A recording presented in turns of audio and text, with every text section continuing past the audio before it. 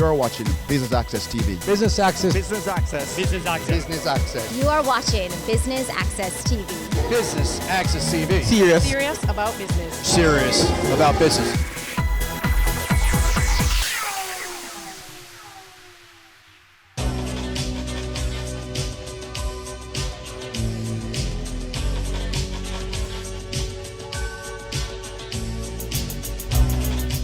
Welcome to Business Access TV's coverage of the annual PSOJ JMMB Economic Forum, where we'll be hearing from top financial experts and successful business owners in their field, sharing their knowledge on how to maximize growth in Jamaica. Stay tuned. I'm your host, Amita Prasad Webb.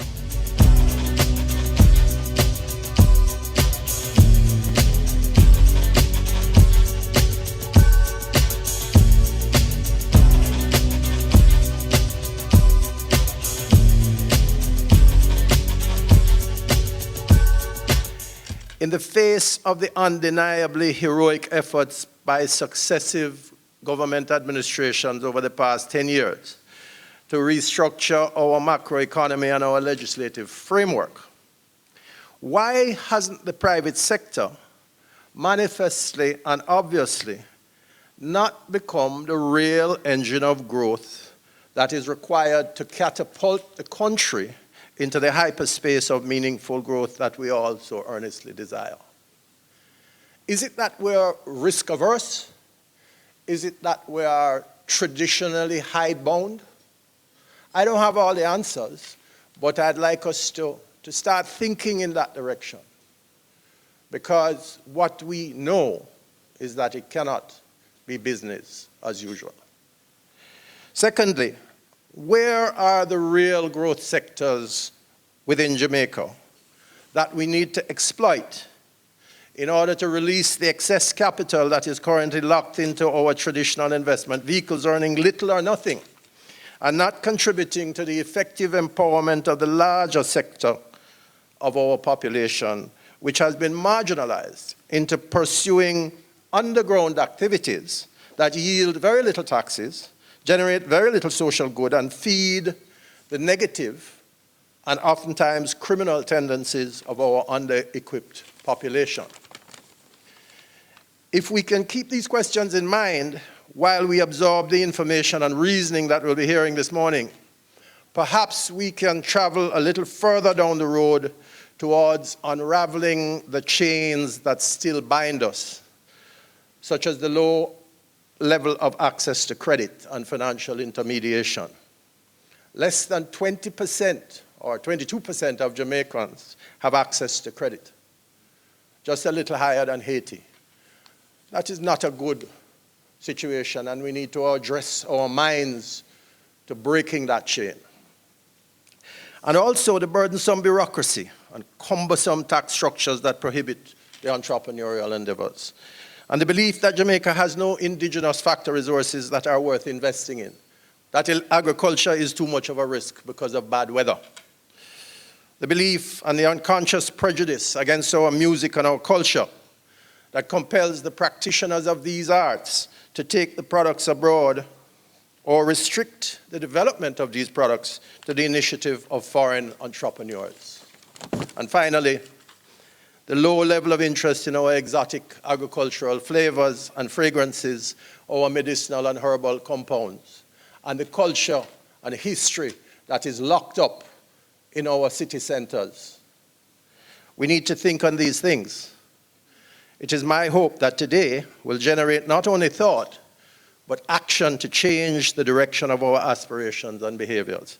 On behalf of the Private Sector Organization of Jamaica, I welcome you to the annual Economic Forum and look forward to a robust and productive morning. Thank you. It's a PSOJ in partnership with the JMMB for today's Economic Forum. Talk to us about your partnership. Well, it's an excellent partnership. JMMB is a very creative, very flexible partner, and the PSOJ has benefited over the years with the association. They are a member of the PSOJ, so we welcome it. And this forum in particular is an exciting one for us because it signals a change in the paradigm of how we do business. What would you say are the main objectives today? Main objectives today are to speak to the whole question of Jamaica's economic resilience and independence. Now that we appear to be making progress in our debt reduction, we want to look at building a foundation that prevents us from going back into being a debt nation. So that one of the objectives of the forum today is to look at how do we promote local investment with the capital that is tied up in Jamaica, and how do we promote investment in non-traditional areas. So you'll hear the panelists speaking to that. The Economic Forum is an annual event. Would you say it accomplishes its objectives each and every year? Is it really furthering the discussion? Well, bear in mind that I have only been president for a year, but the reports I have been very good about the Economic Forum. And if this one is to judge by, you can see the attendance is very good, the level of participation is very good, and the excitement levels that are being generated are very high.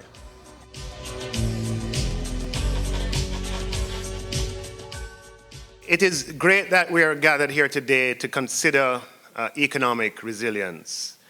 It means that we're concerned with the performance of the economy under a variety of circumstances. And it means that we want to ensure that under a multiplicity of possible outcomes, the Jamaican economy is likely to be such that our standards of living is maintained.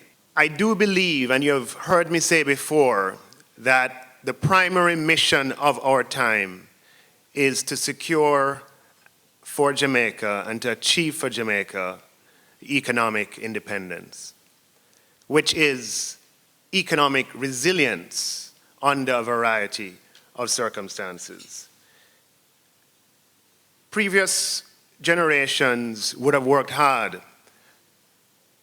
and we benefit from their achievement of political independence. And it is our job to ensure that for this generation and for future generations, Jamaica has the means to secure for itself and for its people from our own resources under a variety of circumstances going forward. And as Minister of Finance, I am squarely focused on this objective. But it's not an easy mission. If it were an easy mission, it would have happened already. Jamaica is a small, open economy. Trade accounts for 80% of GDP.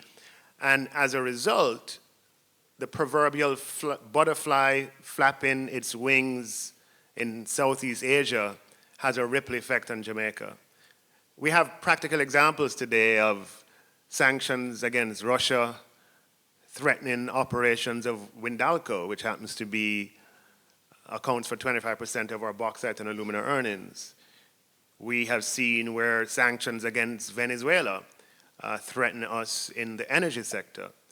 And we have seen where commodity price movements on the account of wars and rumors of wars affect life here in Jamaica.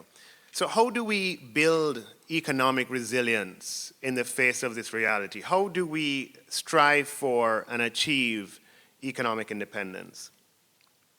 Well, one of the key distinctions, or the thing that separate developing from developed countries, is the absence of strong institutions.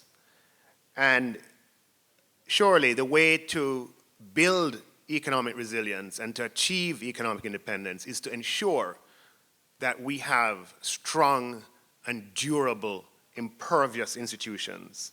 And as Minister of Finance, that is exactly what I have set out to do, to catalyze the emergence of strong and independent institutions that can safeguard our economic future. For the majority of my lifetime, and Howard would like me to say for the majority of his as well, Jamaica has been in a program relationship with the IMF. Now, don't get me wrong, the IMF has always come to Jamaica's assistance in times of need, and for that we are grateful. But we cannot be proud of the fact that for the majority of our independent years, we have had to depend on the resources of the international community as represented by the IMF. And you know, the IMF doesn't emerge and we don't enter into a program relationship with the IMF when our roads are bad or when there is a problem in crime, or when the pharmaceutical supplies at the hospital are in short supply. Each and every engagement we have had with the IMF over the last 55 years has come about when our reserves at the Bank of Jamaica have gone too low. And that is why reforms to strengthen our central bank are so important and are so key to the task of economic resilience and economic independence. Later this year, we'll be tabling legislation to clarify the monetary policy goals of the central bank to be focused on price stability, to improve the transparency around monetary policy decision making, and so that information will be available for businesses and for individuals as they make their own choices. The reforms will improve the accountability of the central bank, pivoting the accountability relationship away from the Minister of Finance exclusively and towards the people of Jamaica through the Parliament. It will improve the governance of the central bank and diffuse decision-making, and it will provide for the independence in monetary policy decision-making, as well as strengthening the balance sheet of the central bank to give it the capital base to ensure that the policies that are being pursued can be done so effectively. You see, a prerequisite of economic resilience is external sustainability. A prerequisite of economic independence is to have the assurance for all businesses and all individuals to have the assurance that Jamaica can meet its external obligations as those external obligations come due. And what are our external obligations? Well, external obligations are interest payments that you have to make overseas, whether you are a private company, an individual, or you're a government. It consists of foreign payables that have to be paid by the government and by the private sector, dividends, and other flows. And at any point in time, you can measure the liability space that we have by looking at the external obligations of the private sector and of the government. And economic resilience must rest on a foundation that external sustainability is assured. And that is the principal reason for embarking upon the modernization of the central bank that we are going to do starting in October.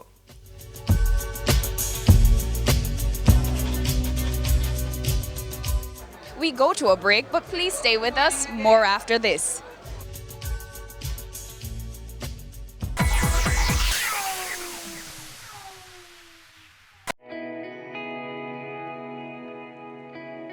Every day you wake up, you have another opportunity to make this little island better, safer, a place where we all can be proud to call home.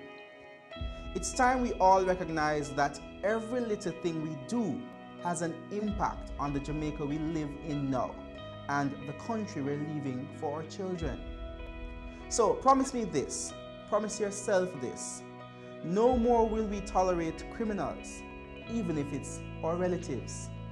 Tell them they're doing something wrong. Tell them to stop.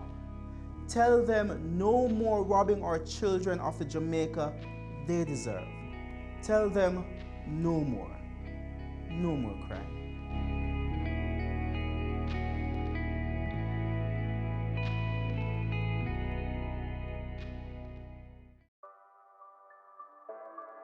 Sundays at 4:30 p.m. It's all about Home Sweet Home. Get your half-hour dose of the business of real estate, from laws and concepts to reality, building, buying, or renting. Or what about trends in decor or renovations? Home Sweet Home will keep you up to date.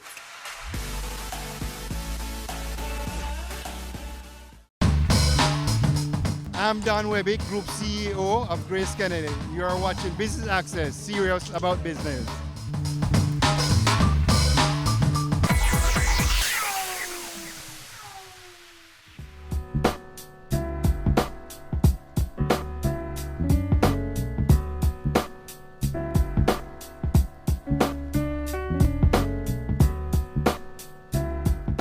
Welcome back and thanks for staying with us. Let's go straight to stage to our presenter. It's one thing to identify problems. It's a whole other thing to actually form the teams around resolving them and having the execution capability to get things done. And I think that there's some structures that have been set up here in Jamaica that are probably better than in many other places. But I would definitely look to see how you could enhance that so you could get more meaningful results in addressing some of these barriers.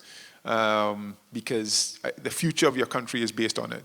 And no amount of directing people to invest in one industry or one opportunity or the other is going to make the difference. No big project, bring the Chinese and do this, bring people from other countries and do that, get the private sector to invest in agriculture. No amount of this directing is going to make the difference, like freeing up all of the actors to make smart investment decisions easily and understand the rules of the game and find human capital to support their investments. That's where the emphasis and focus really needs to be paid. I think that keeping pace with this rapid change is going to require a fresh approach and a different organizational model to the organizational models and approaches that we've had in the past. I think we have to have a fresh way of thinking of how we attract, motivate, unleash, and retain people in our organizations.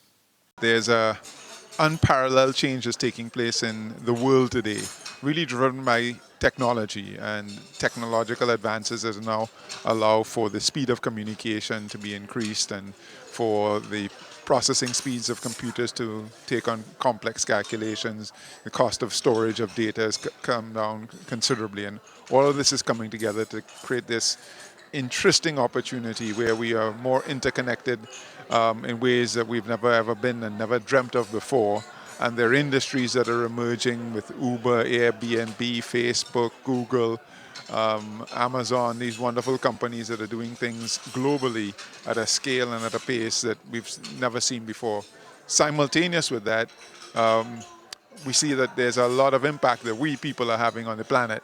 And all of this is coming together in this, great age of acceleration in which, we have to figure out how we respond. In fact, this rate of change has probably gotten to be so fast that our ability to adapt as humans is being significantly challenged, and we can see it in some of the disconnects with Uber moving into countries and regulation, not being able to catch up and keep up with what they want to do.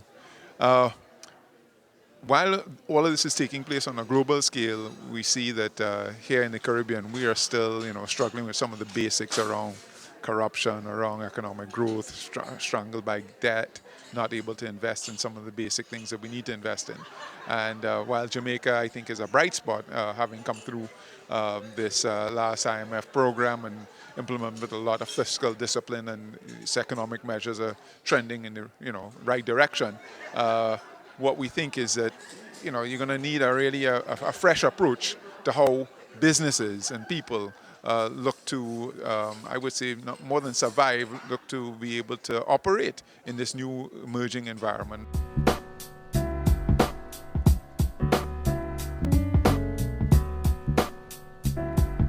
We take our final break, but don't go anywhere. We still have more when we return. Your business matters. Business Access TV offers you the most innovative and effective advertising solution for your business, specializing in B2B sales, cost-effective solutions, the customers you want, the repetition you need. No matter the size and nature of your company, your business matters. Call us at 876-618-2870 or email us at sales@batvja.com. Business Access TV, serious about business. It's season 12, and Wealth Magazine Business Access is here to keep you business savvy. With an impressive mix of some of Jamaica's most inspiring business moguls, we continue to keep Jamaica informed, empowered, and ready to dominate. Tune in Sundays at 5 p.m. only on BATV.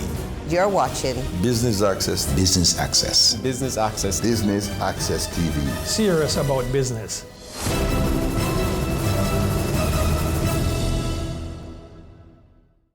Business current affairs you can relate to.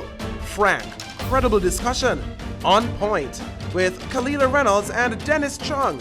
Dissecting the issues, offering solutions to Jamaica's challenges. On Point, Thursdays at 8 p.m. on Business Access TV.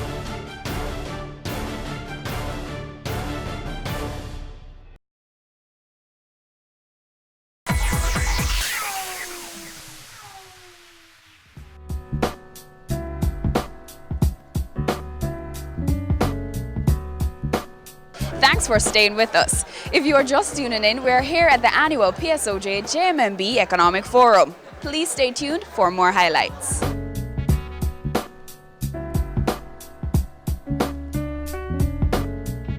To talk a little bit about the business environment. Whether we use doing business or the global economic competitiveness index, I mean, the trends are the same. And what we see there is that Jamaica's not doing that badly. I mean, Jamaica's on top of the Caribbean, fifth, in the Latin America region, first in the starting business, not first, but in the top 5 of starting a business, which is great. But then the question is, what does the business do after it has been registered? And this is where the rubber hits the road. And I said Jamaica's not that bad, in terms of the ranking, but when you look across the indicators, you see that there's huge variability, between the top 5 and going down to 130 among 190 economists on trading across borders. And there are, what we have been doing in other countries in Jamaica, the good thing in Jamaica is, similar to the good setup of the Economic Growth Council, there is a Competitiveness Council, and they are working with our expert on business environment. They have already identified, what are the bottlenecks, what are the needs, what are the things that need to be done, and trust me, there are low-hanging fruits in revamping some regulations of permits, inspections, etc. There are also longer term or medium term, using all of the digital economy, the e-filing, and all sorts of digital platforms, which is longer term, requires investment. But there is a roadmap, and now, as Mr. Warner was saying, things are known, issues are identified in both disaster risk financing and mitigation, and in improving the business environment. Now the thing is, execution, and really make those things happen. That is our biggest challenge. What we are now seeing, and I'm very happy that Dr. Clark is here, because he has really been really promoting some of the key changes that need to be made on the technocratic front. This issue of the Bank of Jamaica's independence is absolutely critical. Why is it so critical? Between 1963 and 1993, 62% of the increase in money supply in Jamaica was attributable to the Bank of Jamaica lending money to the government of Jamaica. Lending money that it does not have, because the Bank of Jamaica has no money. All right? The only money that exists in Jamaica is the money that we have in our private capacity. The reason the government has any money is because they take it from us in taxes. All right? So when the Bank of Jamaica lends money to the government, it's lending money that it has created out of thin air. That is inherently inflationary. And that is what dominated our economic instability from 1963 to 1993. After 1993, we started to have some controls on Bank of Jamaica credit to the public sector, but we didn't solve our fiscal problems, because for the 2 years between from 1993 to 2013, that 20-year period, we borrowed excessively on international capital markets. Thus that by 2013, as again our keynote speaker pointed out, we had one of the highest debt to GDP levels in the region. So we have a couple of things that we have to accomplish. We need independence of the Bank of Jamaica so it never again reverts to what it does in 63 to 93. But we also need independence on the fiscal fronts to ensure that the government doesn't borrow excessively when it doesn't have access to Bank of Jamaica resources. Again, both of those are technocratic interventions so that at the Ministry of Finance you have a technocratic team that has the capacity to understand exactly how we need to function. But then you also need the partnerships and the social capital to put the government in a position where it is not excessively borrowing because it is managing its fiscal affairs, because there's so much accountability at the level of the broader society, and all of us are recognizing that the government has to be held accountable on that front. So it's not a conceptual challenge, colleagues, it's an execution and an implementation challenge.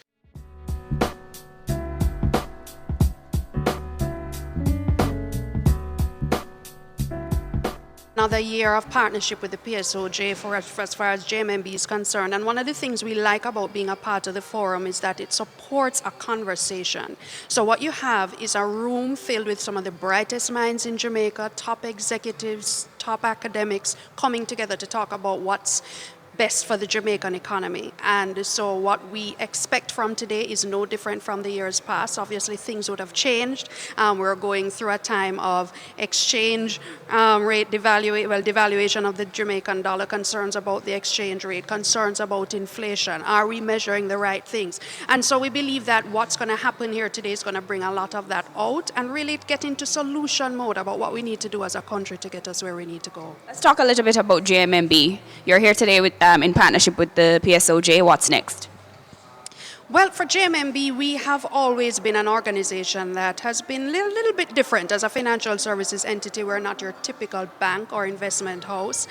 Based on the vision of our co-founders, we have always been about focusing on our clients and focusing on what's best for the community and for Jamaica. And that's what drives our decisions, it drives our strategy. And so that drove the decision to be a part of this partnership. So it's not just about, providing financial services for people and we collect a fee. Really, it is about supporting them in achieving their dreams and being a part of an ongoing process of solution development that will ultimately be to the benefit of Jamaica and everyone who lives here.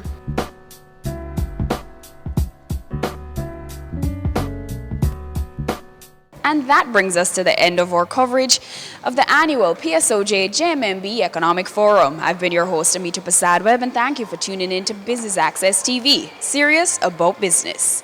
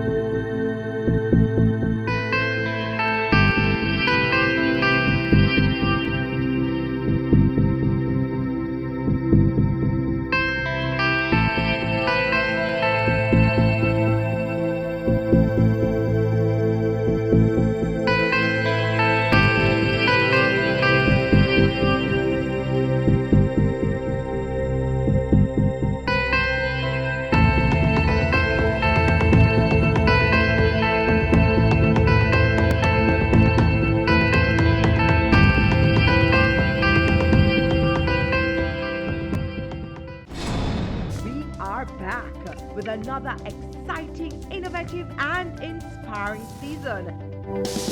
It takes a lot of stick-to-itiveness, being consistent and persistent in whatever you're doing. That's the bottom line. Business exists to add value to people's lives. And if we're not doing that, might as well we lock down the store and just call it a day. It's a season 3 of Creating Wealth, Mondays at 8 p.m. on Business Access TV.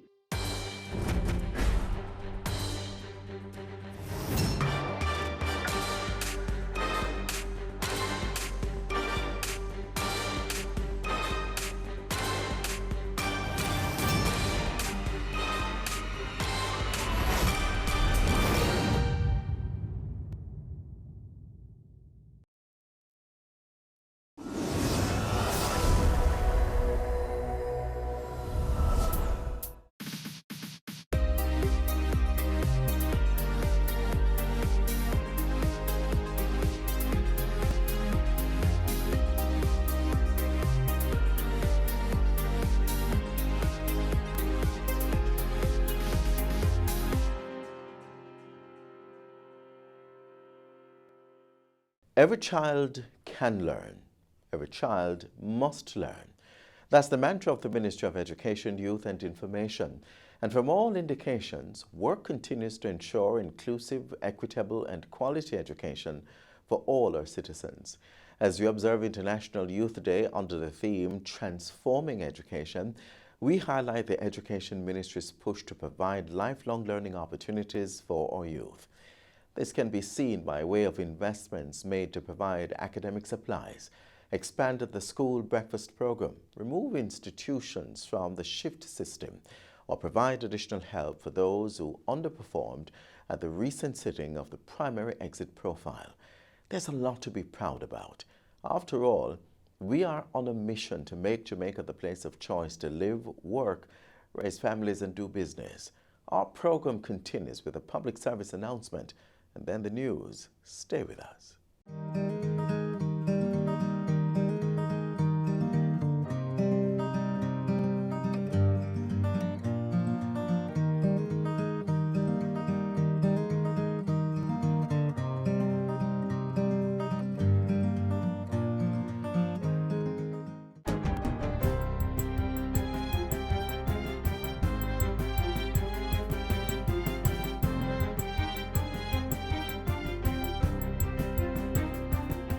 Good day, I'm Stephen McHugh, and this is your JIS News for Monday, August 12.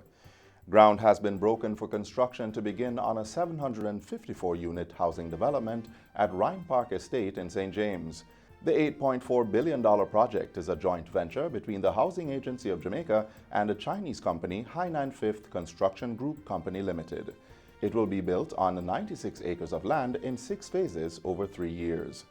The housing development will provide 1- and 2-bedroom apartments, 2-bedroom single-family homes, as well as 2- and 3-bedroom townhouses.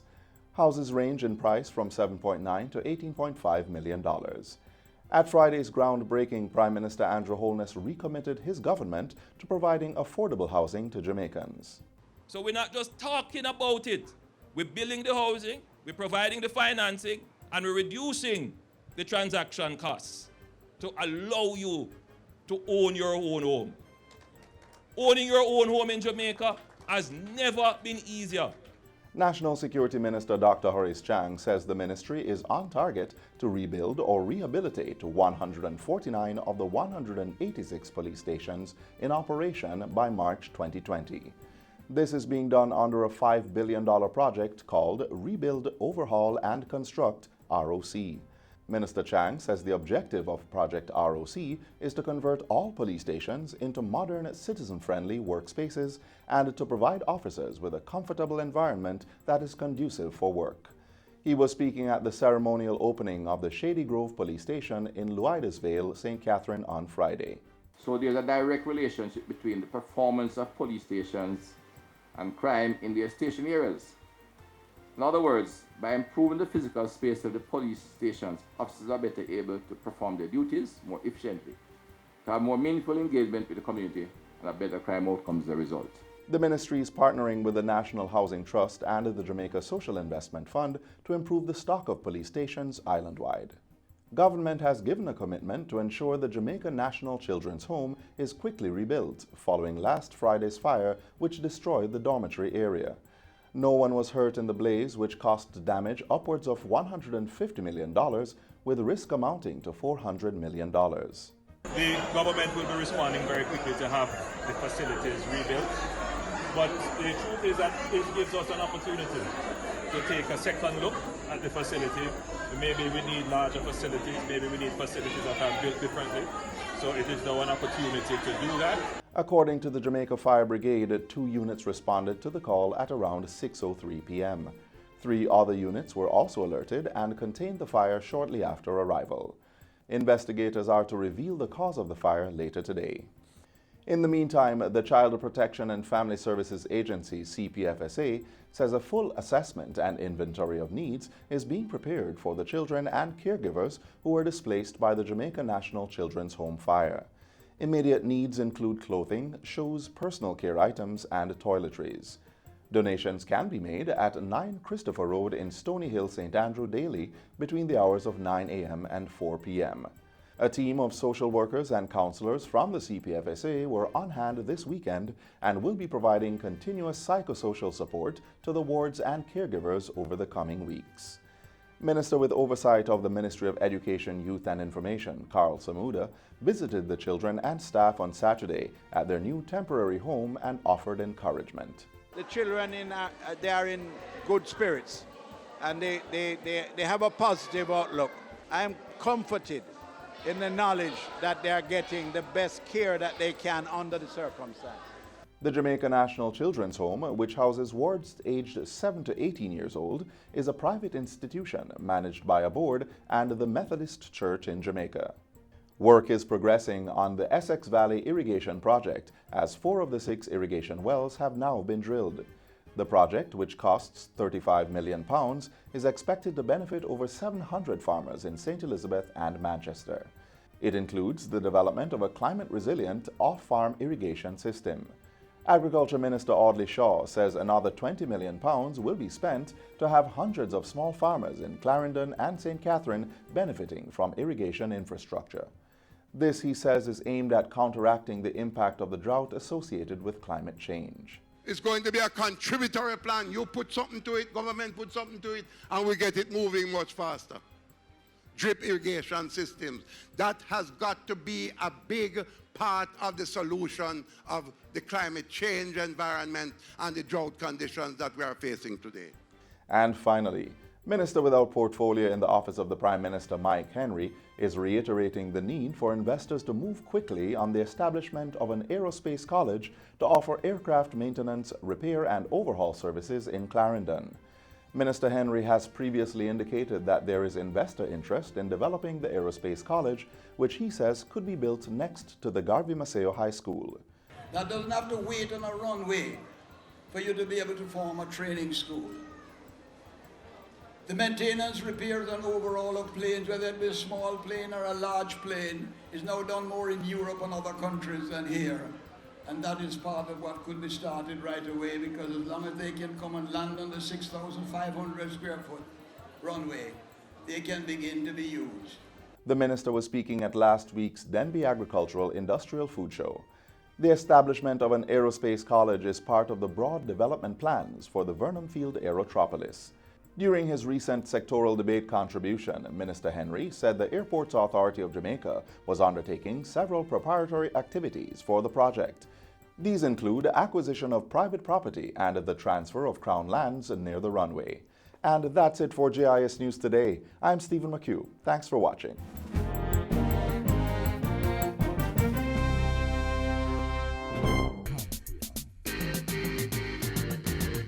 Stand up and get in the race. I can become the master of my destiny. Step up your stride, make we work like a harder. Do it like Veronica, more than a supper. We can rise above the challenges and shine. Was with passion in your heart. Make a plan and stop all the hyping. You think I saw? We reach out the edging. I can, you can. Like our Olympians, every Jamaican can. The Ministry of Education, Youth and Information recently announced that it would be taking a targeted approach to meet the needs of students with special needs. Among them, recruiting additional special education teachers, increasing the allocation for the special education unit, and opening 2 diagnostic centers. Watch and listen to how you can communicate with a segment of the special needs population next.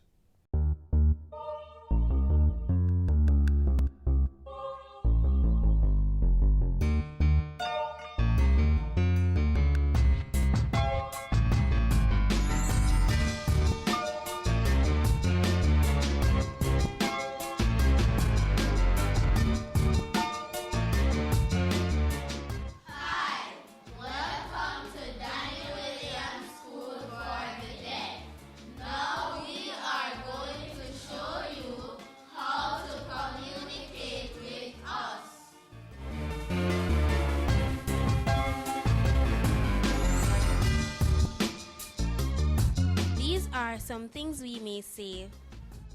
No. Thank you. Goodbye. Excuse me.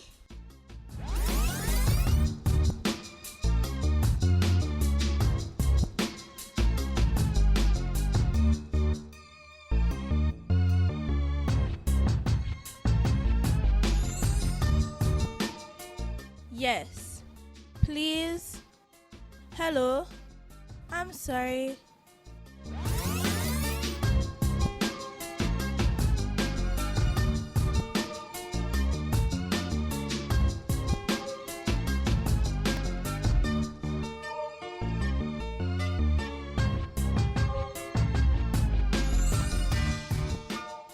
Wanna play?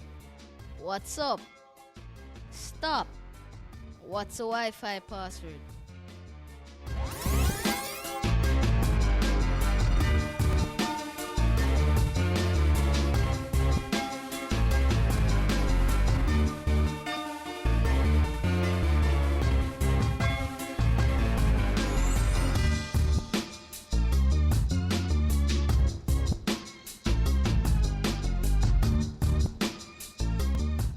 Come.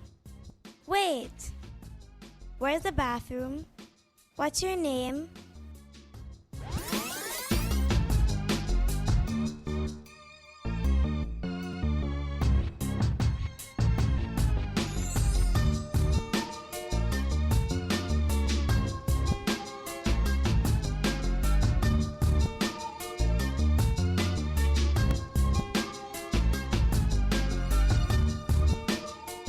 Drink. Water. What's the name of your school? Where's the town?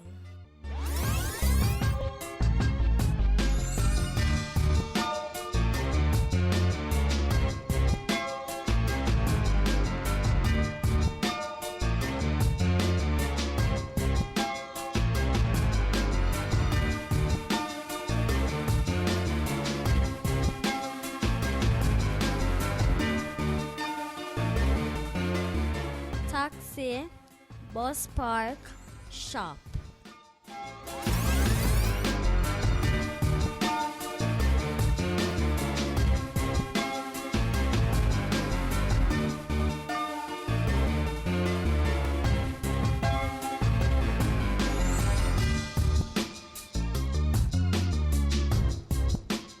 How to get a deaf person's attention. Don't shout at me. Don't throw anything at me. That's dangerous. You can walk beside me and touch me on my shoulder lightly, or you can wave at me. If I'm in a room, you can flicker the lights. Maintain eye contact. Ensure you're looking directly at the person you're speaking with. Try not to let your eyes wander. Also, it's best to communicate in a room that has good lighting. If it's too dark, communication will be difficult.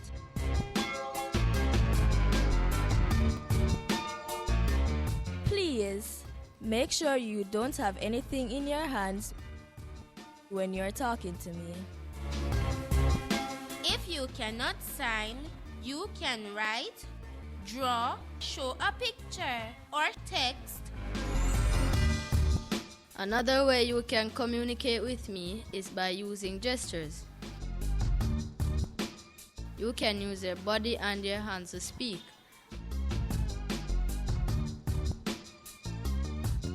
For example, if you don't know the sign for bus, you could use this sign. If you don't know the sign for stop, you could use this gesture.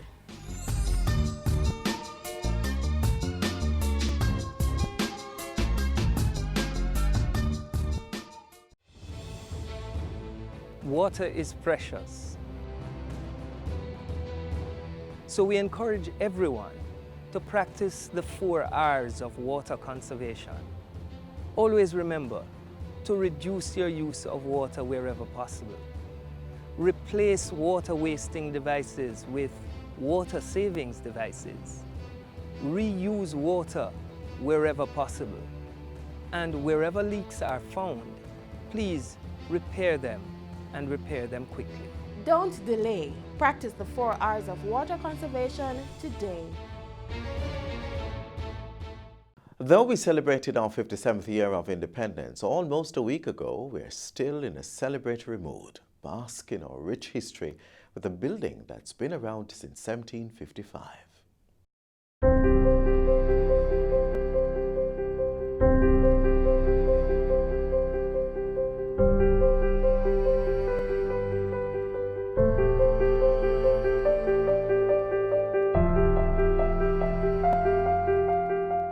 The Jamaica National Heritage Trust is more than just a building that houses artifacts. It's a symbol of our post- and pre-independence period.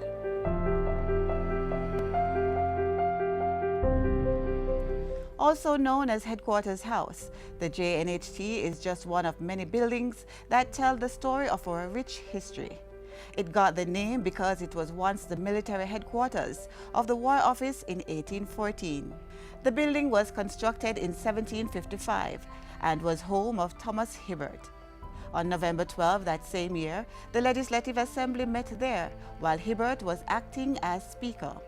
It later became the seat of government and the office of the Colonial Secretariat from 1872 to 1960.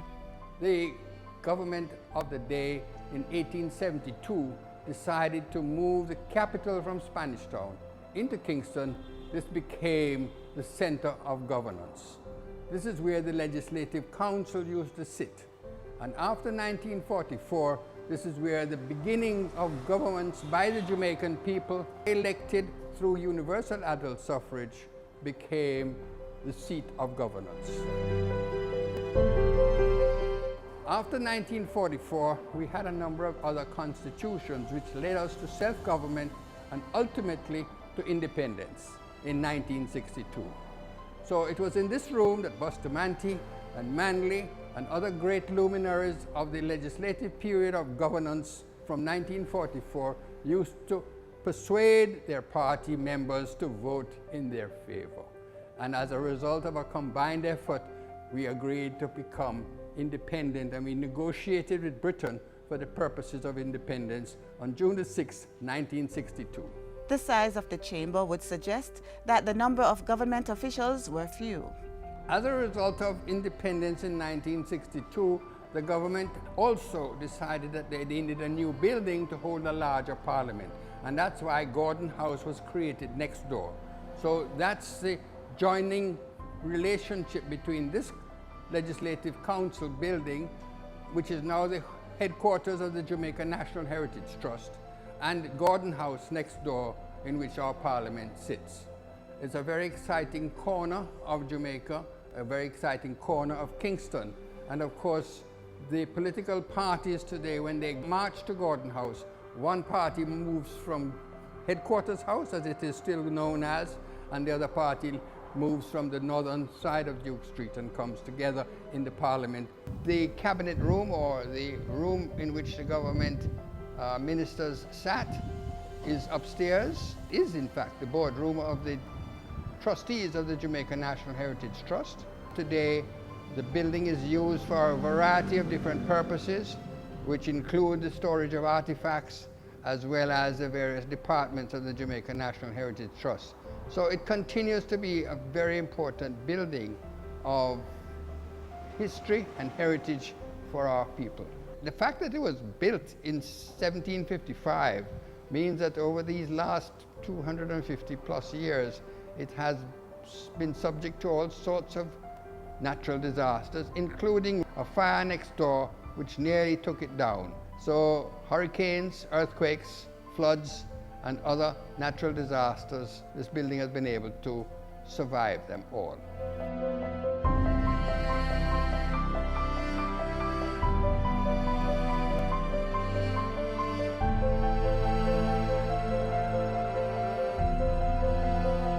Did you know that it was from this building on October 12, 1865, that Governor Edward John Eyre planned his attack against the St. Thomas freedom fighters? He declared martial law from this house on Friday, October 13. And it was also here that the Right Excellent George William Gordon was arrested in 1865 and taken to Murat Bay, where he was executed.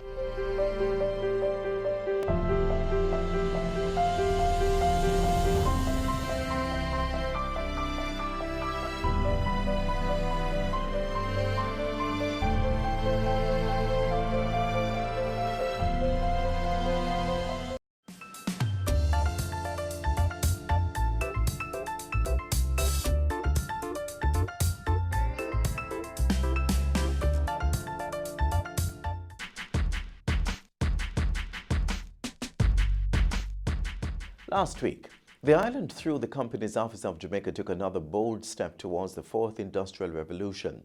A new electronic business registration form has been created, making business name reservation and registration possible in a day. And what's more, you can do that from anywhere in the world. Find out how this new online platform, along with other initiatives, are creating a digital society in Jamaica, land we love. The future of a digital society is imminent, it is irresistible, and the faster you embrace it and get ahead of it, you will lessen the digital divide. In the fourth industrial revolution in which we are, it is all about how do you manage information and data and leverage that in innovation. That's what it is. And the innovation with data now is how governments can use it to better serve their populations. And one of the things that we want to be able to do is to give every citizen an identity. It is not about stealing your identity or exposing your identity, but we need to know who you are. And you need to be assured that when you present yourself, you are known, you are acknowledged, and you can get service. We are now on the upswing of the digital era. Let us take advantage of it. Let us embrace it for what it is. Let us not fear it. We are a blessed people. Let us use our blessings wisely.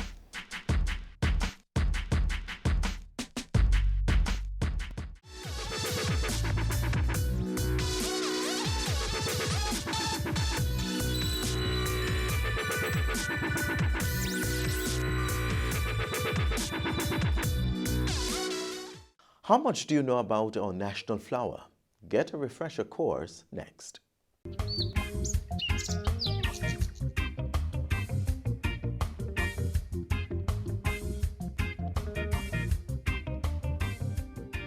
Christopher Columbus saw it here when he came. It means wood of life in Latin. It's world-renowned for its medicinal, ornamental, and industrial properties. But round these parts, it's known as the Lignum vitae, the island's national flower. It is a tree that is native to Jamaica, it's native to Cuba, basically the Greater Antilles and parts of Central America. Its native habitat is pretty much dry alluvial type plains. It also grows in well-drained limestone areas.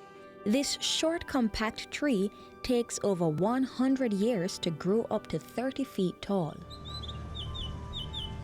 Due to its luminous purple-blue flower, alluring orange-yellow fruit, evergreen foliage, and attractive rounded shape, the tree dots across the Jamaican landscape, shading many houses, streets, and complexes.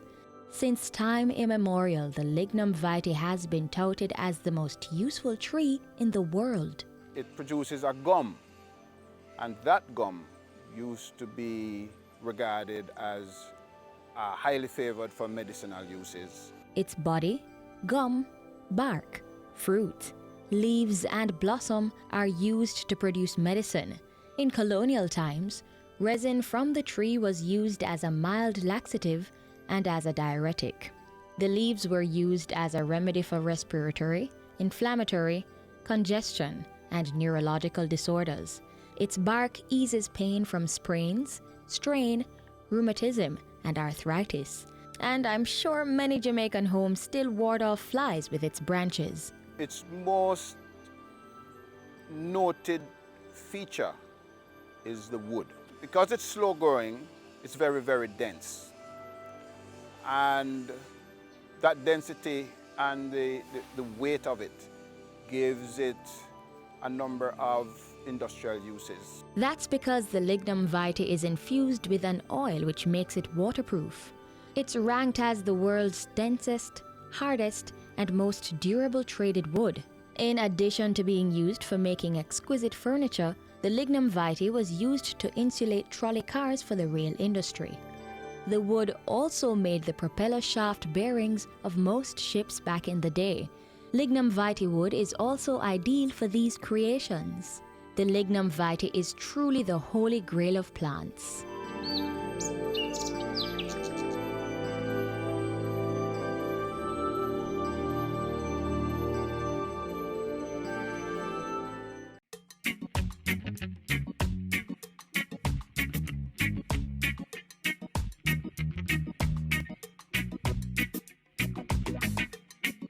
Keep we island clean, so clean. From the peaks to the beach, so clean. No dirty up Jamaica, please don't do it. Keep we island clean, so clean. From the peaks to the beach, so clean. No dirty up Jamaica, please don't do it.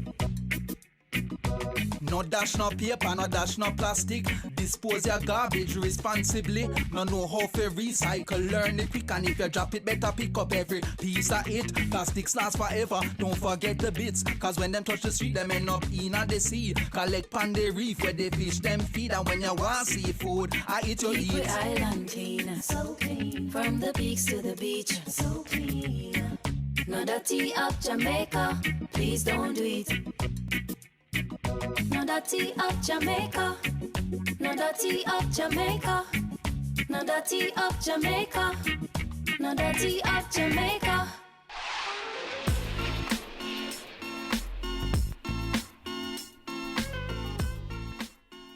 And that's all we have for you today on this station. Continue your engagement with us online at gis.gov.jm or on our YouTube channel. You may also join us on Facebook, Instagram and Twitter, or download our mobile app for up-to-date information on all things Jamaica. On behalf of the entire team here at the GIS, I'm Adrian Atkinson. Thanks for watching.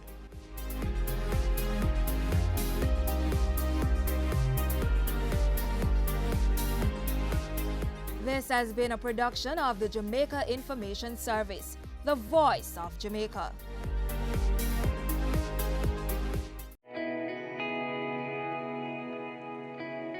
Every day you wake up, you have another opportunity to make this little island better, safer, a place where we all can be proud to call home.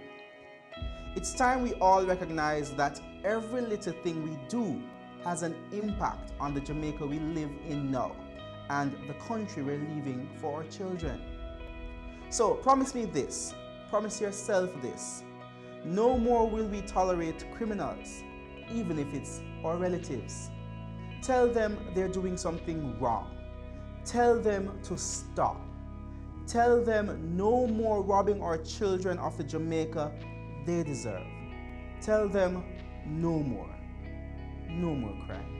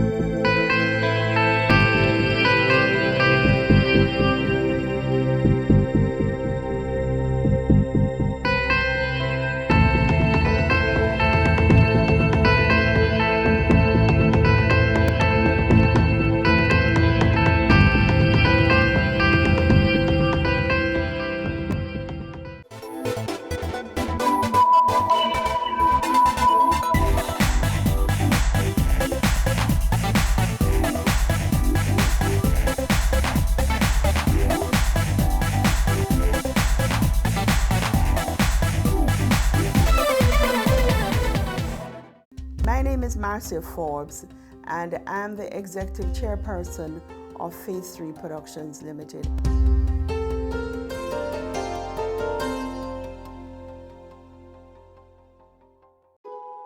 Who is Marcia Forbes? I'm a media specialist. I am a senior adjunct lecturer at the University of the West Indies, and I am a mother, a grandmother, a mentor, and just a gregarious woman. I was born in Kingston, and the deal that my paternal aunt made with my father is that she would care for me as if I were her own.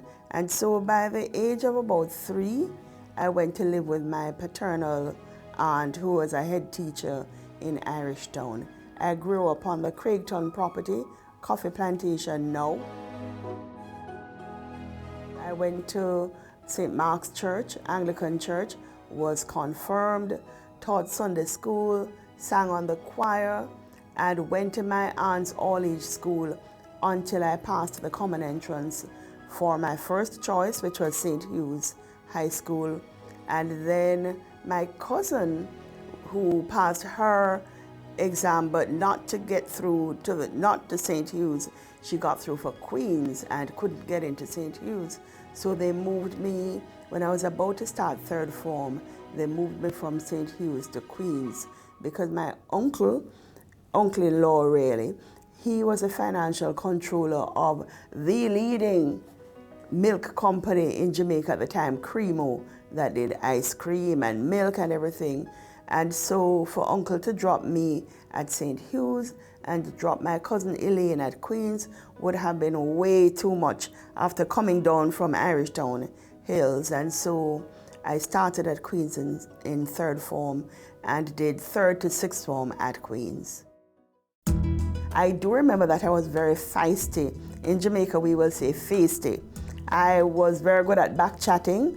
So my uncle, who was full Chinese, he would get very angry and his hair would stand straight on his head, but that didn't affect me at all. I would be rude just the same. And so I just thought I was a normal girl growing up and not paying as close attention to schoolwork as I should or could, because I met my husband of almost 40 years who passed some months ago. I met him when I just turned 17. I was in lower 6th form at Queen's, and I met him on my very first summer job. And from that day hence, it became a time of planning my wedding. Of course, I wasn't married until some years later, but upper 6th form was spent daydreaming about what this wedding would be. And so my A-level subjects were very promptly passed at O-level standard.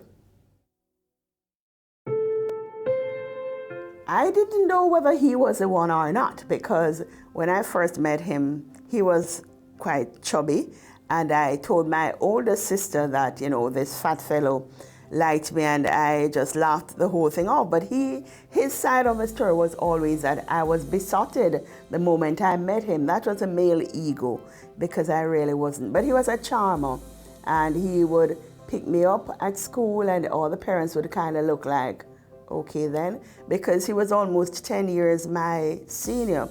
But you know, Richard was very gregarious, very warm and bubbly, and I guess by that time I was becoming more serious and trying to take my schoolwork a little bit more serious. For him, he thought the world spun around nurses. He thought that every day that the sun rose, it rose on a nurse. And every day that the sun set, it would set on a nurse. And so at 17, it was like, well, you know, what's this thing with nurses? I can do that. And I went into nursing as a teenager entirely because of Richard. And my aunt was not exactly happy, but I'm a very stubborn and determined person. I remember my first medical surgical book, Sorensen. I have it to this day. Richard gave it to me. It was very expensive in those times, and he has a big heart in it, and his initials RHD. And so he persuaded me that nursing was a good and honorable profession to enter. I did extremely well in nursing. I graduated top of the class in nearly everything I did in nursing, and I'm a qualified registered general nurse. I'm a qualified midwife. I'm a qualified critical care nurse. I'm a qualified nurse educator. And I also was a ward sister in charge of a ward in my 20s. In those days, it was unheard of because people would come to the ward and say, "May I speak to Sister Forbes?" And they'd be looking at me in my big red belt, because in those days the sisters wore a red belt with a nice silver buckle. And I'd be in my big cap with the lace all around, because the sisters wore caps with lace, different types of lace. And I would say, "I'm Sister Forbes," and they'd look at me like, "No, you're not. You're a little girl." And that went on. And eventually, when we formed Phase 3, initially as a business name, so Phase 3, don't ask me why Phase 3, because I'm going to tell you a story that is going to be just all made up. Over the years, we have made up a story about, the different stages of life and why it became Phase 3. But I actually left nursing not because I wanted to, but because we now had formed the company, a limited liability company, and we're moving out of the home where we started Phase 3 into proper offices. And I wanted to get 3 months leave to set up the business and sort it out. And I was not granted the leave, and so I left. I think people who know me know that, if I set myself on a path, I'm not going to let what I call minor impediments get in the way. And so I resigned. I paid back my bond because I had just finished my nursing education training as a nurse educator. I paid that back in full, and I pretty much took the helm at Phase 3, because in those days, we were right on Osborne Road. Mutual Life had opened a warehouse complex there, and that is where we started officially in a proper office setting. And I was everything: the general manager, the props person. I remember when we did the series Claffey, comedy series with Valerie Johnson and Blacka Ellis and a number of Jamaicans, leading stars in those days. I remember I was doing the hair, I was doing the wardrobe. All my clothes that I didn't want to wear became used on that comedy series. And Phase 3, pretty much, I tell people that I've never known what it is like to feel that the company is struggling. From the day, I think because we saw a need, and that need, we filled that need. Paddy, Richard, if you hear me say Paddy, that's Richard. He couldn't remember people's names, so he'd call them Paddy. And in return, everybody called him Paddy. So Paddy felt that video production had just come to Jamaica in the early 1980s. And he was a techie. He was an original techie before the time of computer. And so Richard, he wasn't a trained engineer. His brother, his older brother Lincoln, is actually a trained engineer, but Richard was a bush doctor engineer. You couldn't fool him with circuitry or getting anything done electronically. And so he was a customs officer, and in those days, he was one of the youngest ones for his grade at the time. And he got into video as a hobby, and I would keep the books. And we also had video rental. We set up a video rental company. And again, I was in charge of renting the tapes and keeping the books, and that went very well. At first, I had my full-time job as a nurse. He had his full-time job as a customs officer. When Delano, our son, came, very early in Delano's life, we thought, well, this could really become a proper business. And they were transferring Richard out of town. And remember I told you I'm feisty? And I said, Richard, by this time we had 3 television programs on JBC TV every week. And I said, Richard, we can make a go of this. We can really have a proper business. And so having set up my lawyer friend, Angela Robertson, she had created this limited liability company, and then we employed accountants, Mr. Victor Hamilton, he passed, and we started Phase 3 as a proper business. For whatever reason, the government, in their wisdom, decided that they did not want RJR Gleaner to have this cable system. They wanted new players to enter the market.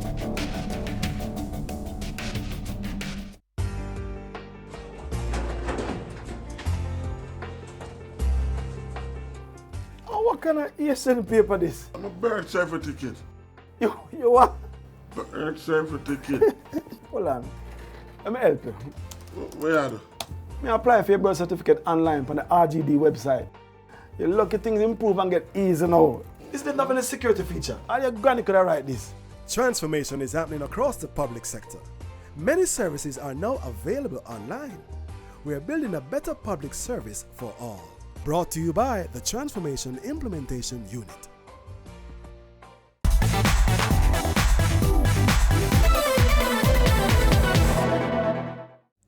RJR and Gleaner decided that they wanted to apply for a cable license together.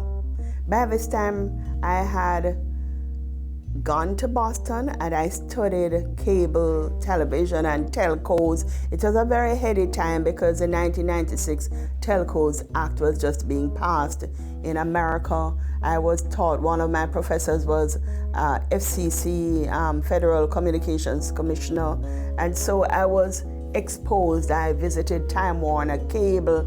I knew a lot about cable systems at the time. But before that, as an undergraduate, based on just passion and interest, I had done, I think, what was the first cable study in Jamaica, looking at how they were set up and what services they were offering as an undergraduate. Before I went to Boston, they had asked me to be a consultant on the project. And so I went to the meetings, I wrote whatever needed to be written and guided the process. For whatever reason, the government, in their wisdom, decided that they did not want RJR Gleaner to have this cable system. They wanted new players to enter the market because remember, RJR was long established as having their radio brands. It was 2 brands at the time. Gleaner was a leading newspaper in the English-speaking Caribbean, so they thought, okay, let's widen the media pool. Then we caught wind that the government really didn't want Oliver Clark, who is a main person at the Gleaner, to have access to television. That was a talk at the time. I can't say whether it was so or not. And they rejected the proposal, the request for Gleaner RJR to have a channel. So Gleaner and RJR separated. And in their wisdom, the government thought, RJR applied for JBC TV and the radio part of the Jamaica Broadcasting Corporation. And government sold it to Radio Jamaica. Radio Jamaica is a publicly listed company and with over 10,000 shareholders. So I think that was a part of what drove the government decision to sell JBC TV and Radio 1 to RJR.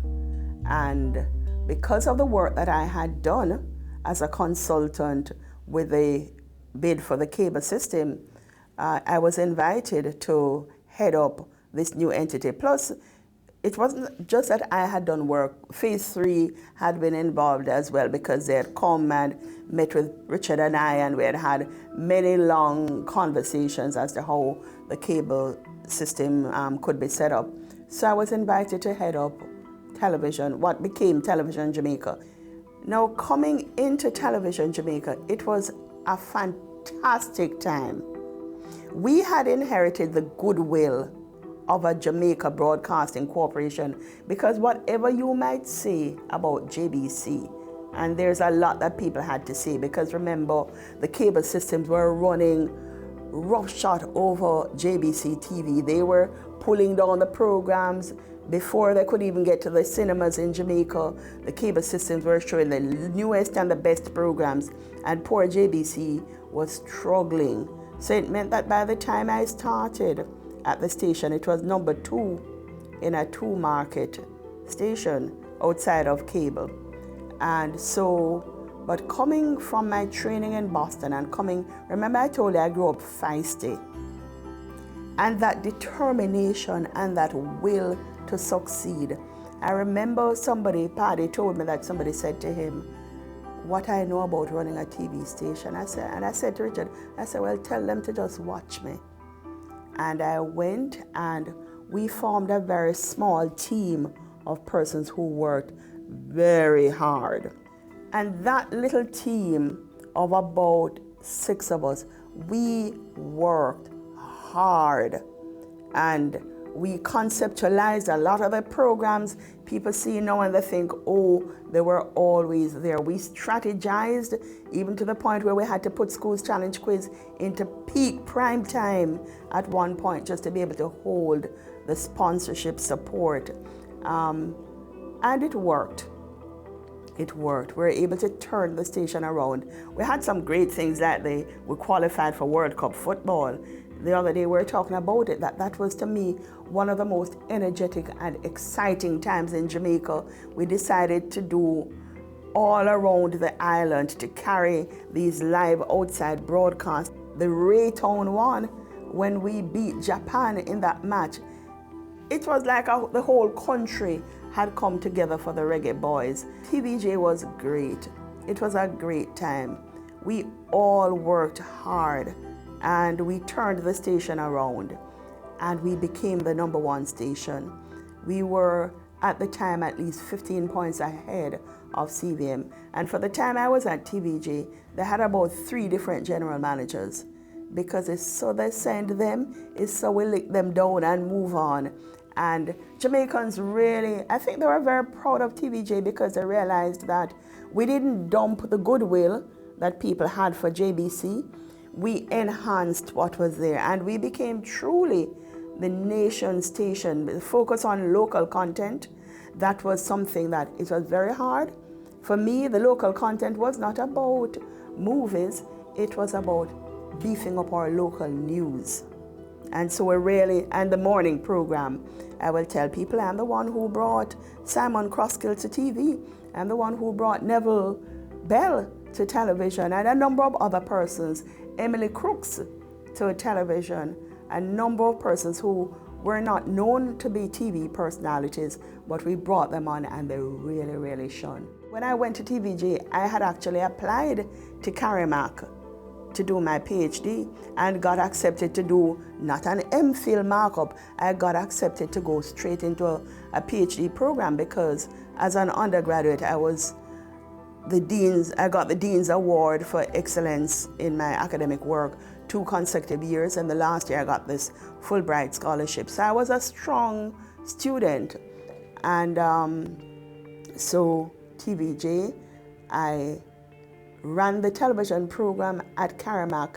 Before I went to TVJ, I ran it single-handedly, which is how I ended up teaching Lisa Hanna and Dr. Hume Johnson when they were undergraduates. And I started and I said, okay, I'm going to give myself 1 year at TVJ and then I'm going to start the PhD. After 1 year, I realized that I was in a fool's paradise because there was no way I could run the station and turn it around and do a PhD. So in the second year, I wrote the university. Second year at TVJ, I wrote the university and said, look, I'm pulling out of this program.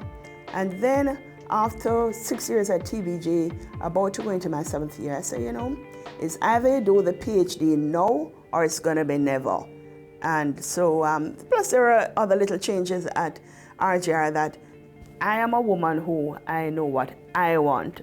And if you are doing what I feel is not in my best interest, I'm not going to stay and complain and make your life miserable or make my life miserable. I'm going to say thank you very much. Goodbye, just the way I did as a permanent secretary. I did it for 1 year. It was fantastic. I loved it. But when the time comes, I have no problem with the art of saying ta-ta when the time comes. And so when the time came at TVJ, I felt I had done what I needed to do. I had turned the station around. They were building TVJ, the new TVJ down at the RJR premises, and that was due to be moved in shortly. And so I said ta-ta. Well, big grown men whose name shall not be called came to my office and bawled long tears Marcia, Mrs. Falls, whatever they called me, because there's different ones.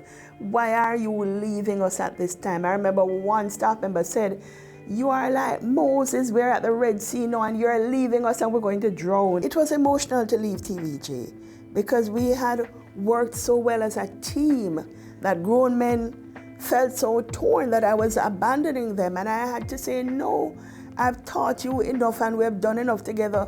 You can travel that journey on your own. And they did. And TVJ has done tremendously well. And when I look at it, I'm proud because I know this is a part of my legacy. This is a part of what I have done and made my mark in Jamaica. In the mornings when I get out of bed, I'm motivated by, at this stage of my life, a sense of purpose of doing something for my country. We are back with another exciting, innovative, and inspiring season. It takes a lot of stick-to-itiveness, being consistent and persistent in whatever you're doing. That's the bottom line. Business exists to add value to people's lives. And if we're not doing that, might as well we lock down the store and just call it a day. It's a season 3 of Creating Wealth, Mondays at 8 p.m. on Business Access TV.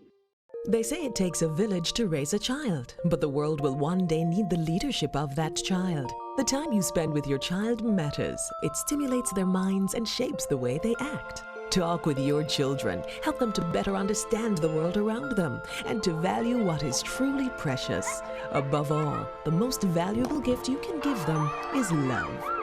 Play, talk, teach, love. Take the time. It makes all the difference. A message from the Parenting Helpline and Ad Council Jamaica.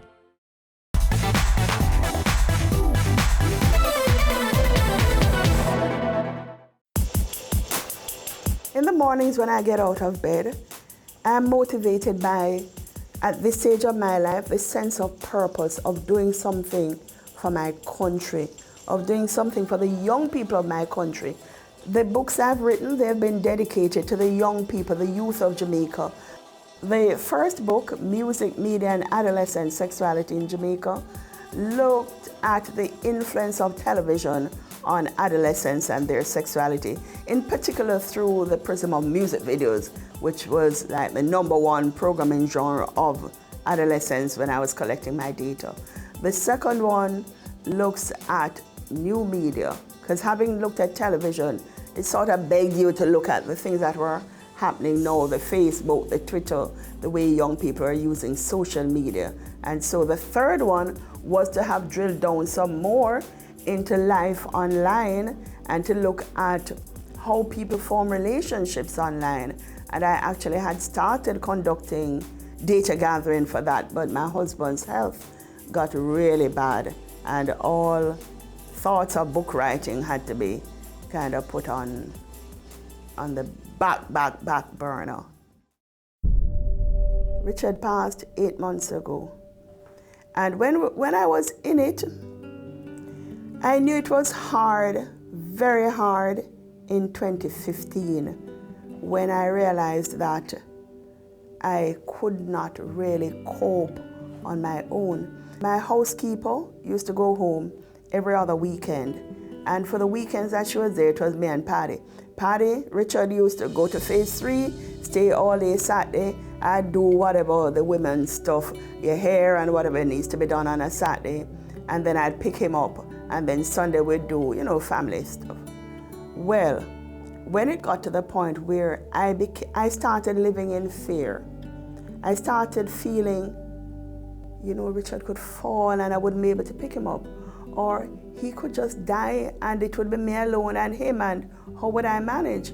And all of 2015, because he was blind for 18 years, but that never ever stopped him. He went rafting, he went parasailing, he did everything blind. Put him on his tube down the White River, tie him in, and the raft guide was there with him and he'd go down the river.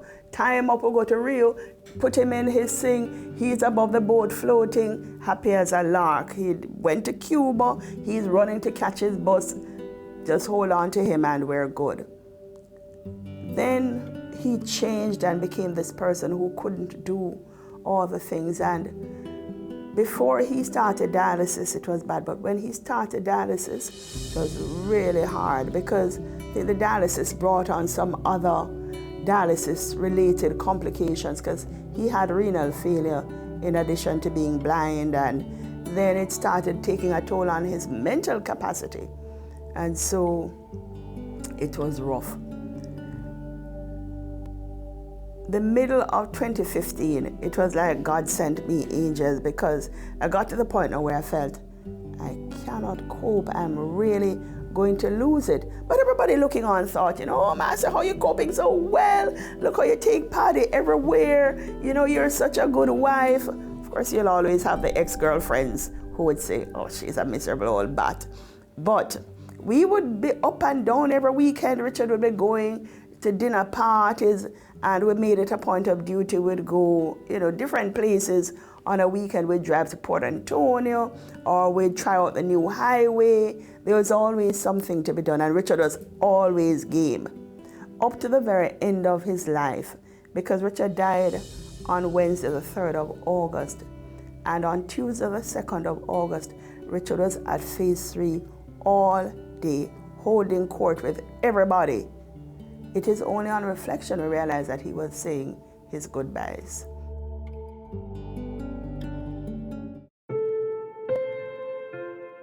We grew up with that spirit of knowing that you have to give back. So in my adult life, from I was at TVJ, I was invited to the board of the United Way of Jamaica, and I'm still on that board. And over the years, I've always been involved in voluntary activities. As we are now, I'm on the board of the Council of Voluntary Social Services. I chair a committee that spans both CVSS and United Way, Planning and Research Committee. I'm also on the steering committee of the 51% Coalition Women in Partnership for Development. More recently, since Paddy passed, I've been invited to be a part of the International Women's Forum.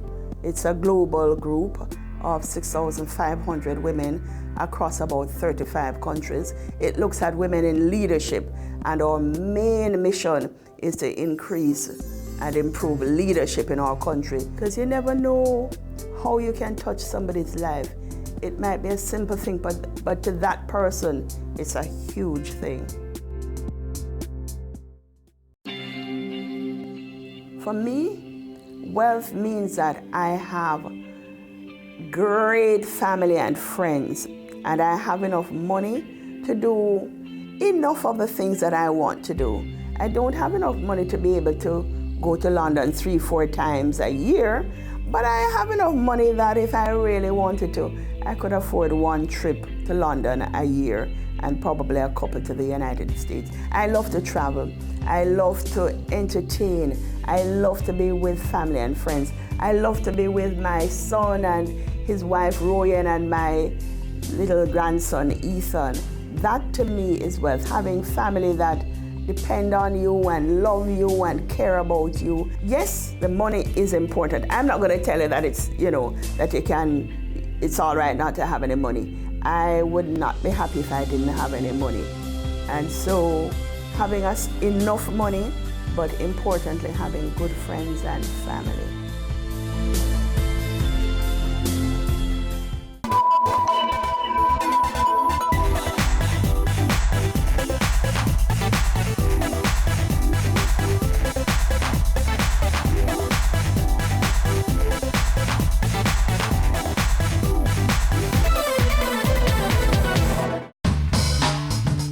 I'm Stephen Price. You're watching Business Access TV. Serious about business.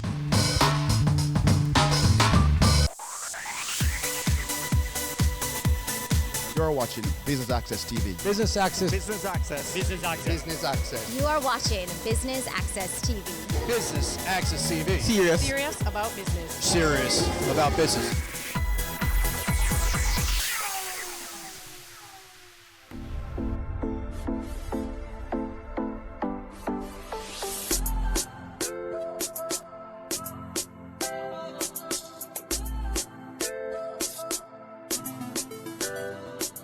Business Access TV is here at Expo Jamaica 2018 under the theme Advancing Breakthroughs. With over 300 displays here, there's lots to see and taste. Now please stay tuned. I'm your host, Amita Pasadweb.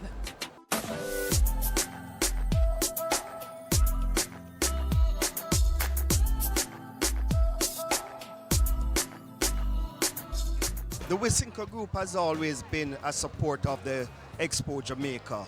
We have participated from inception. However, this year, being the fact that we are now a listed company on the stock exchange, and given the growth of the Expo, we have decided that we would have partnered with the JMA Expo Association, because we are a strong Jamaica manufacturing company and we support the industry, the manufacturing sector, and as such we decided to be a major partner this year. Wisynco, being a major manufacturer, will always support them SMEs, right? SMEs are employers of the largest group of people in this country. And without the small and medium-sized enterprises, the economy will not grow. So based on that effort, we decided that we are and will always support the SMEs. The JMA and the JEA are two iconic institutions here in Jamaica. And these institutions are mainly lobbying institutions, lobbying the government for, pushing the manufacturing sectors and pushing the exporters. So what you find is that over the years, we have been conflicting in what we do as association. And as such, discussion has been held over the last few years that it would have been best for us to merge entities so that we could have a better and stronger voice in lobbying.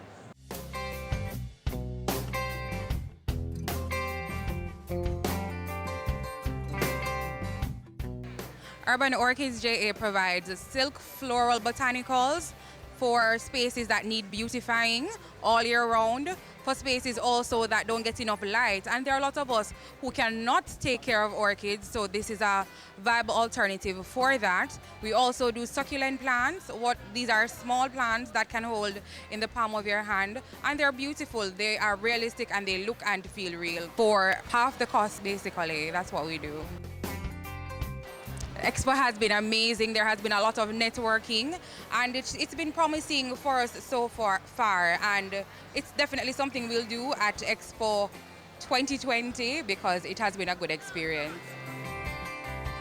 Expo Jamaica helps small businesses to network with the larger businesses who may help in distribution and providing supplies for smaller companies. We also get to meet mentors, and we get to experience, events that will bolster us into the market of supplying to larger companies. You can find Urban Orchids JA on Instagram at urban_orchids JA. That's urban_orchids JA. You can contact us at 473-2723.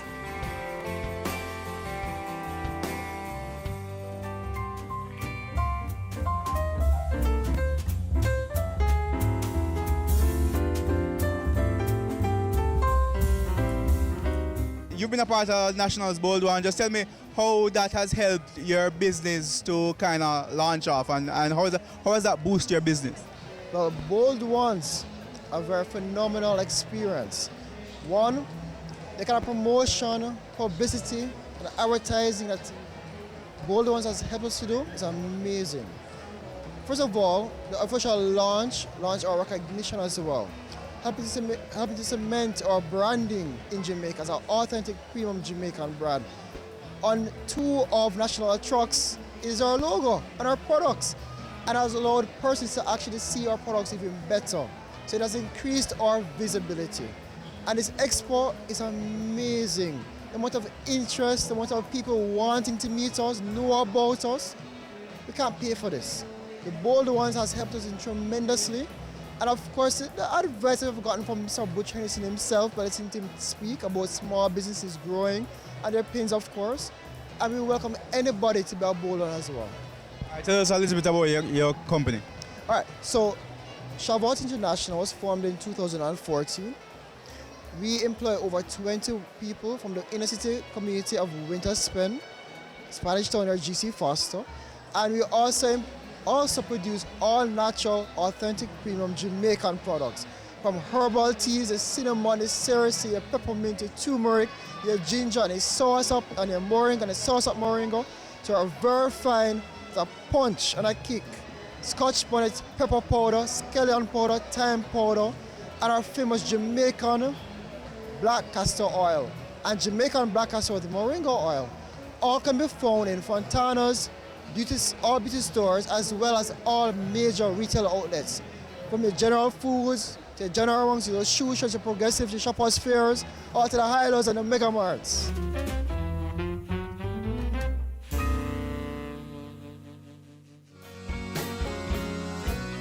Tell us about how has Expo been for you this year? Expo 2018 has been very exciting. First of all, we are very appreciative to be included as part of one of the bold ones once again. So it has given us the opportunity to expose our brand to the Jamaican market. And again, we are getting a very enthusiastic response. I think Jamaicans are beginning to see that there are a lot of good new products being developed, a lot of good young entrepreneurs putting out good products. How significant has it been for your business to be a part of National's Bold One? And talk to me about how has National helped to boost your business? Well, by being included, they have given us certain, infrastructure and sponsorship supports. But again, just the recognition from a company like National, it gives you a lot of encouragement. It also gives you a certain level of acceptance and credibility in the market, because these are companies that, have been reviewed and have been deemed, to be worthy upcoming companies. Not to say there aren't many more, but, as one of the bold ones, it gives us a certain advantage. All right, quickly, just tell us a little bit about your product. Well, Belcourt Blue Mountain Preserves, all natural gourmet products made in Jamaica, all natural. So we don't use any artificial colors, flavors, ingredients, preservatives. These basically are my wife's recipes. She has developed most of them. She is a cook, gardener, and foodie in the family. So you could say she is the inspiration for this brand, and you could say I am sort of the perspiration for the brand.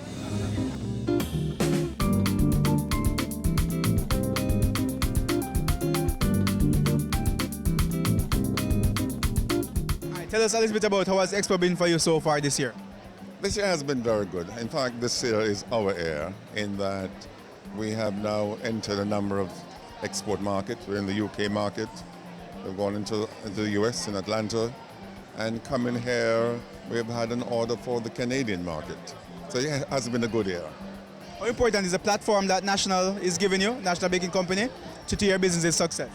Very important in that it has provided us with a great deal of exposure, both locally and internationally. We are focusing on our local herb, lemongrass. And what we do is to make a line of skincare aromatherapy products using the essential oil. So we grow our own farm, extract our own oil, and we use that to create our premium products. Nature's Goodies, we're a group of farmers that produce, procure, and process all natural food and vegetables. Our signature product is our pressed plantains, which is green plantains that we process at our factory in Spanish Town. We press it and make it more convenient for you to have it, vacuum seal it, and you can have it at all the supermarkets island-wide. We do a line of flour, sweet potato, cassava, breadfruit, yam, all gluten-free, all natural, no additives, no preservatives. I'm hoping that Nature's Goodies Jamaica gets a lot of exposure, and so far so good, to be honest. Jampro and JEA have been really supportive of small businesses like ours, and I'm hoping that our products get the exposure both locally and internationally, and that we can secure orders coming out of the Expo.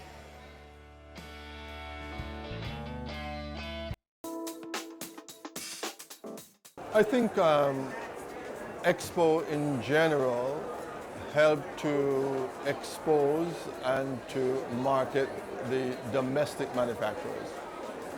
Today we're proud to be part of it, not only for the benefits that we will achieve as a company, but also for the promotion of the institution, the Jamaica Manufacturing and Export Association, that actually develop and promote this expo, but equally also for Jamaica. So we can showcase to Jamaica and to the world some of the good things that are taking place in the manufacturing industry here in Jamaica. We in general believe it's a great idea for both institutions to merge. Start with the fact that what JMA then promoted was primarily manufacturing, may it be in the construction industry, in the agriculture industry, in processing, or just about every industry. And what JEA obviously promotes is export, the export of the same product. So a merger of both only expand the organization, create great opportunities for export and manufacturing to consolidate and work as one in order to achieve the greater benefits of both production and export. Finally, not only will the merger promote greater production and export, but also in terms of both institutions, we should begin to realize more efficiency and, of course, some level of savings from the merger.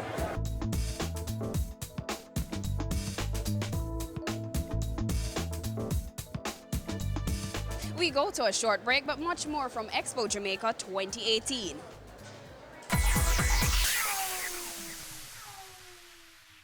Ready for cable for as little as $100? Ready for no monthly cable bill? Ready for 10 TV channels absolutely free? Then pick up our Ready TV box at authorized stores for $4,500. Hook it up to your TV set, then top it up with Ready Credit for 1, 7, or 30 days. Buy now and get $1,000 free Ready Credit and start watching your favorite shows. Pick it up, hook it up, top it up. Ready TV. Prepaid cable TV when you're ready. Now serving Kingston and St. Catherine. Limited time offer while stocks last. Conditions apply. Cameo brings the creative industries to life. Highlighting creatives in different fields each week. Art. My life turns art. I breathe, I eat art. Fashion. Food. Without a customer, we're nothing but four walls. Music. Film. Cameo, only on Business Access TV. Violence is bad. Violence against our innocent little children is terrible. Pretending not to notice when we know or suspect that a child is suffering is awful and morally wrong. In the words of the great Nelson Mandela, there can be no keener realization of a nation's soul than the way in which it treats its children. Think about that for a second. I have a voice. It's one of my gifts. I intend to use it on behalf of our children. No more violence against our children. Make your move to stop violence against our children right now. No more. No more. No more.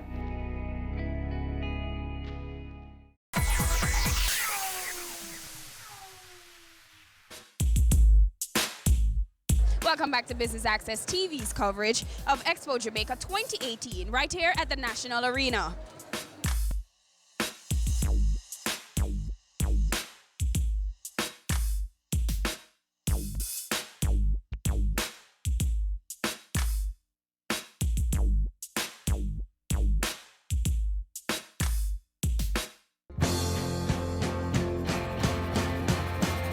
So at the Expo this year, CMU is showcasing additive manufacturing, also known as 3D printers or 3D printing. We've brought over a couple of our printers from the laboratory, and we've been getting a really great response of people they've never seen a printer, so we have been demonstrating our 3D printing technology here. What role do you see this having in Jamaica's manufacturing industry?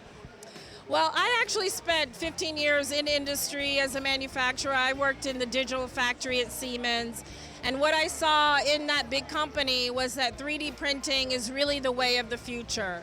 So it's really important for us to be in the first wave of things happening. And so Caribbean Maritime University is really just trying to play its role to develop our people, to give them access to this technology, because it's state-of-the-art technology that's being used in industry today. All right, talk to me about CMU's role in helping to move the country's economy forward. So Caribbean Maritime University, we are attaching ourselves to industry. We think that, playing a big role in trying to educate our students so that they can be really great contributors to the nation's development. We have a couple of really strategic areas that we're focused on: logistics and supply chain, obviously tying ourselves to the big logistics initiative, the logistics hub that we're trying to contribute. We also have a state-of-the-art industrial automation training facility that will launch later this year, which will give students and people the ability to access the latest technologies that are being implemented inside of industry. Just as our 3D printing, additive manufacturing is the latest technology. So CMU is really trying to enable our nation, position our people, our human capital for the future, and to be able to grow our nation and contribute to the development of Jamaica and the region, actually.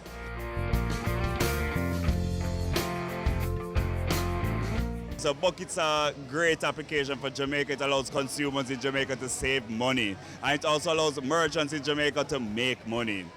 So it's very simple. So what happens is we have consumers that come on the platform. They can save at restaurants. It's eat, play, stay, and live. Merchants can create deals on the platform. We just require them to create a 15% discount so that Jamaicans can save from those discounts.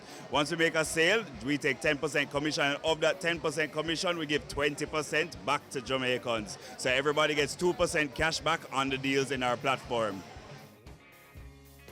Tell us some of the, companies or deals or some of the things that would be available. So currently we have deals such as Quartz on the platform. We have Appleton as a vendor, so 15% off local products with Quartz. We have Amazon products on the platform. We have Glad Helpers, 15% off if you need to save money on cleaning your house.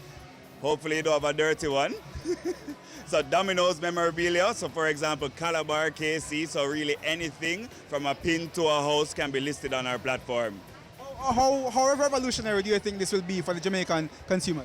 Very revolutionary. We work very hard to bring this product to Jamaicans to allow consumers to connect with merchants across Jamaica on their mobiles. Most Jamaicans have mobiles over computers today, 2.2 million of you. What do you think the pickup will be like? Well, we launched at Expo this year, and we've had many downloads since we've been here. Everybody's come to our booth. Everything is done. It's Sunday, end of day, and we have no more material. Everybody's come here, and everybody's very excited about the platform. So this is next big thing? Next big thing. Yes, absolutely. Next biggest thing in Jamaica. So download the app today. Bucket Rewards if you want to save money. Bucket Merchant if you want to get money. Well, this is the first time we've actually come to this, because I saw it advertised before and I was quite interested to come.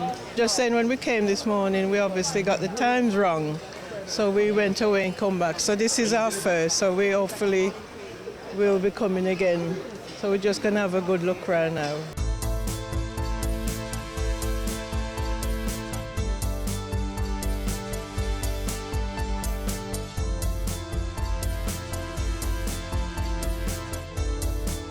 As a manufacturer, we are on two fronts. We manufacture our water, but at the same time, we also manufacture our bottles, and we are exported.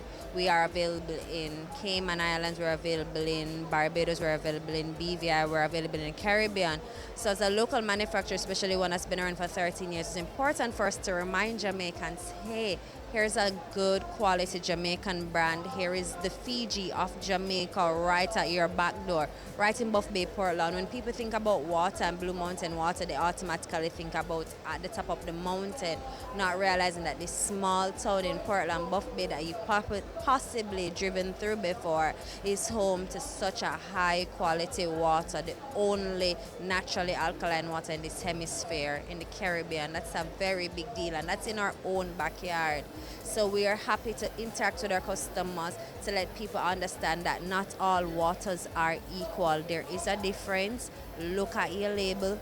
Question what's happening with your water. Question what you're drinking, because you could be drinking yourself sick. We're very happy with our Expo execution this year. It's not our first year at the Expo. We try to participate as much as possible to let persons on this side of the island what an amazing product we have.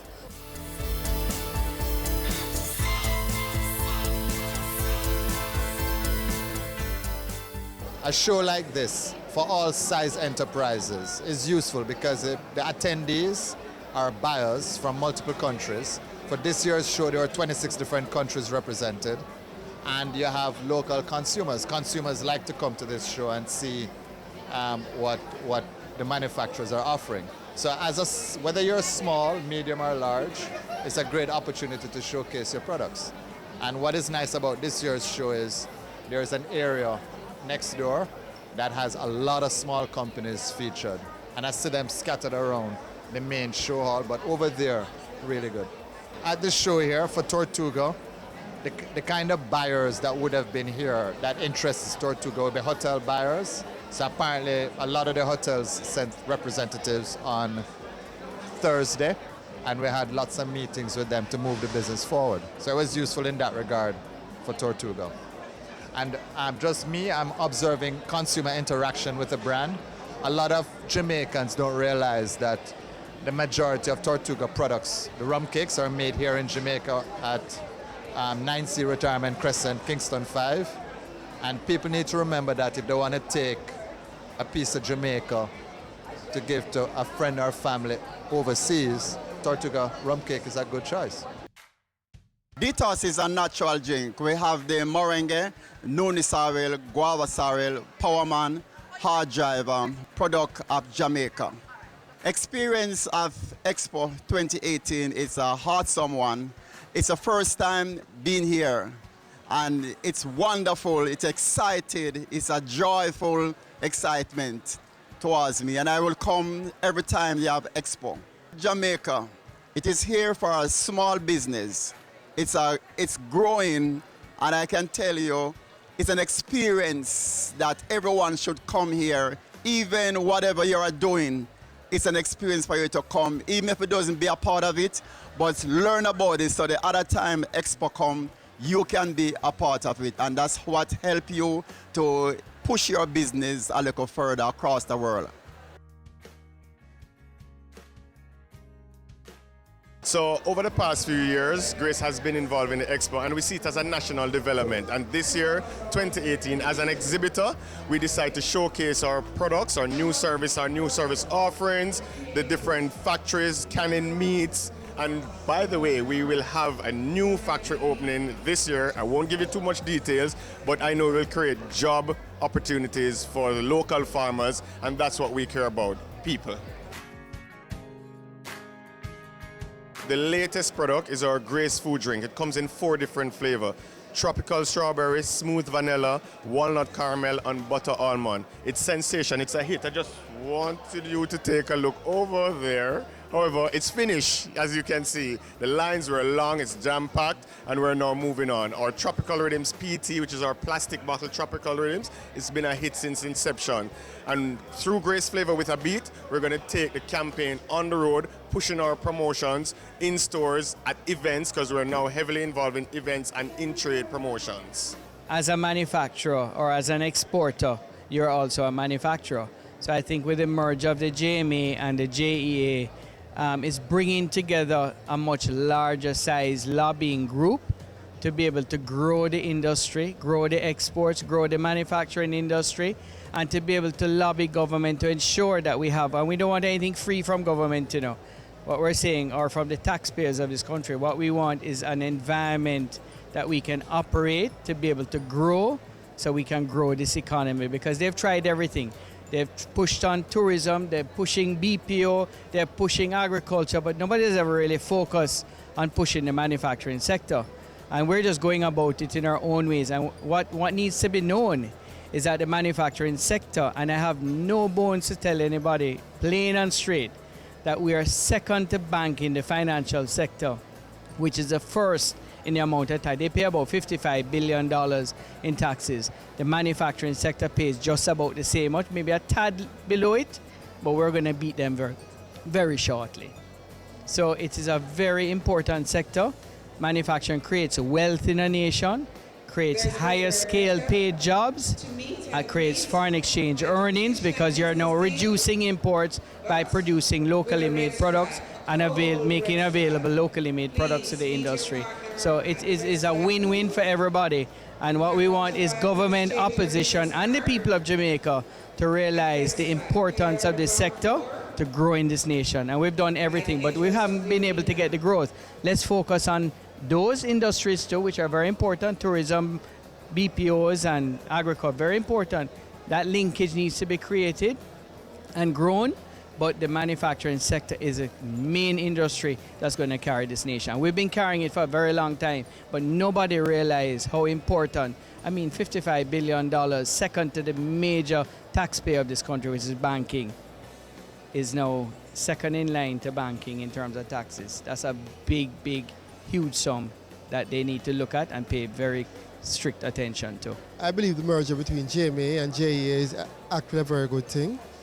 I think that there are natural synergies between the two companies, and I think that there are tremendous cost-saving implications. And the merger, to me, would just create a stronger organization. For my company, what I would want out of that merger is just ease of doing business, actually, you know, greater facilitation with doing businesses, especially export business, you know. I think that the GMA understands the manufacturing side of our businesses, and the JEA understands the export side, and where those two can collaborate to help me to fine-tune my business activities. I really look forward to that, and I believe they would be able to deliver that. A one-stop shop is always better than going to multiple places.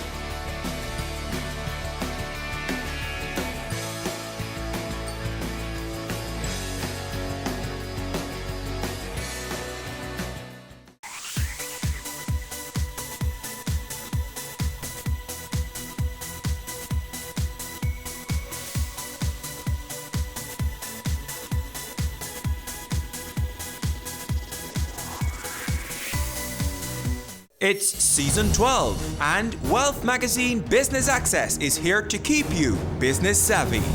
With an impressive mix of some of Jamaica's most inspiring business moguls, we continue to keep Jamaica informed, empowered, and ready to dominate. Tune in Sundays at 5 p.m. only on BATV. You're watching Business Access. Business Access. Business Access. Business Access TV. Serious about business.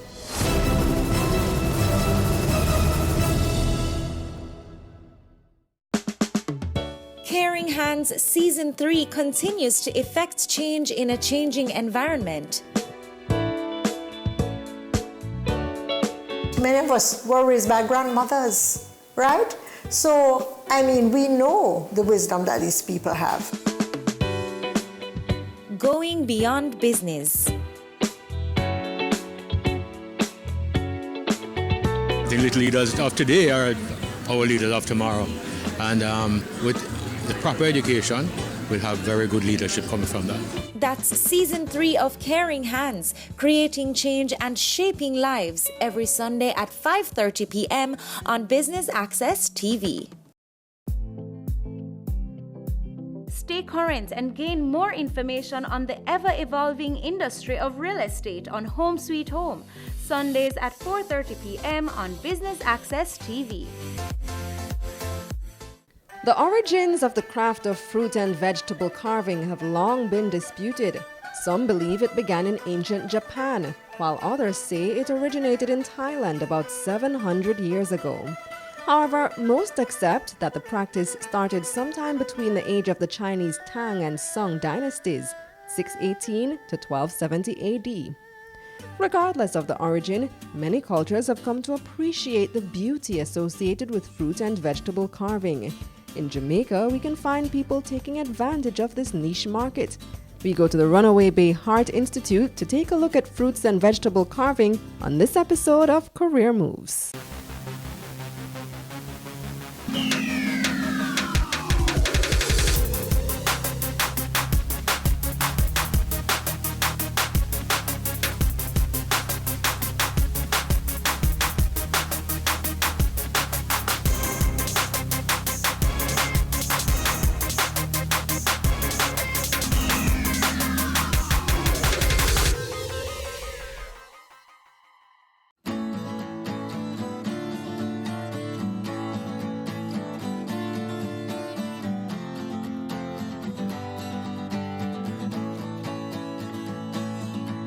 I am Janet Dyer.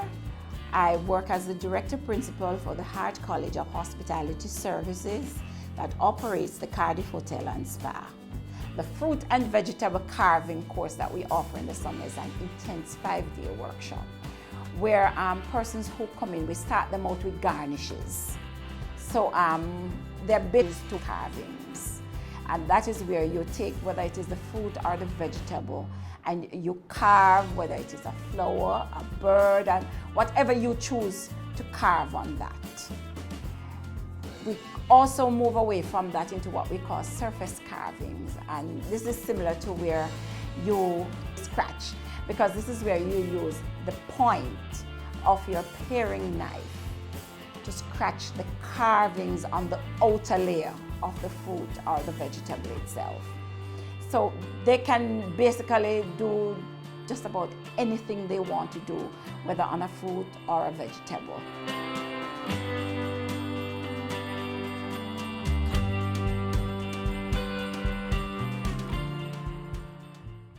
There are certain qualities that a fruit and vegetable carver must develop. Janet Dyer emphasizes what may be the most important attribute. The person must have an eye for detail. You must be very imaginative, because if you can't imagine, you can't draw. And once you're able to do that, you're able to basically transfer those imaginative thoughts to whatever article you're putting it on, whether it is going to be a watermelon, a pumpkin, an orange, a cucumber, a carrot. One of the ones that always fascinates me is how they use the carrot to do the dragon. I teach fruits and vegetable carving, and that is one of the areas that I still am fascinated with when it comes to getting those things done. The art of fruit and vegetable carving has been modified when it comes to presentation. There are some things that must be taken into consideration for the best effect. In food styling, there are 4 things that you have to look at. Yes, you have to look at height, you have to look at breadth, you have to look at the color of the plate and the colors of the food that you are going to put together. Because you have to remember, even in fashion designing or anything, how you blend your colors, how you contrast your colors is very important. So you cannot take a floral plate and then use multiple colors on that plate. And it's the same thing, you have a white plate or a solid colored plate. You have to know the colors that contrast with the plate, which is the foundation, and then to build the height and the breadth of the presentation. So when it goes out there, you're looking at a work of art. Meet an upcoming chef whose passion for the craft is undisputed. My name is Ashani Cochrane. I'm the breakfast chef, and I also do fruit and veg and ice carving. But I want to prepare a simple fruit and veg carving. So first thing you do, you cut a flat base, make sure that the melon stands. Next thing you do, mark the back of the watermelon. This will prevent it from splitting when you're carving it. It releases the pressure. So you prevent this from happening to the surface of the carving. You create a border. to assist you with the peeling of the skin. You can use a veg peeler. I can use a knife, chef knife, paring knife.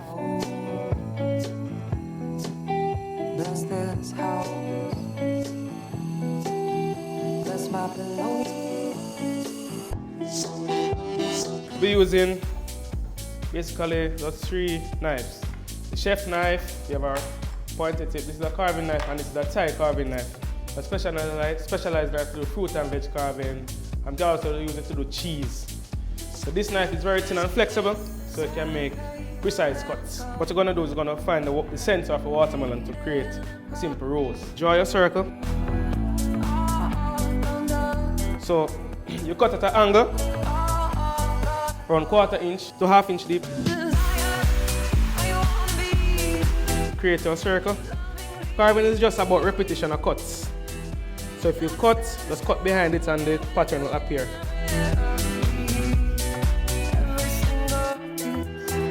To make the rose, you angle the knife at a 45-degree angle. When you angle it, you get a more detailed petal.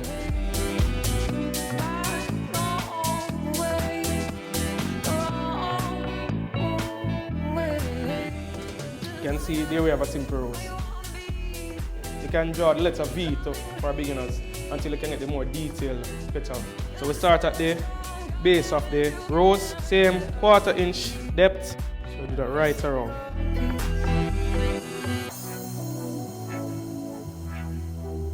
This is what you'll end up with. So what we'll do now, angle the knife around 20 degrees, cut behind what you just, and pieces should fall out looking like this. This should give the petals a lift, allow it to look more realistic.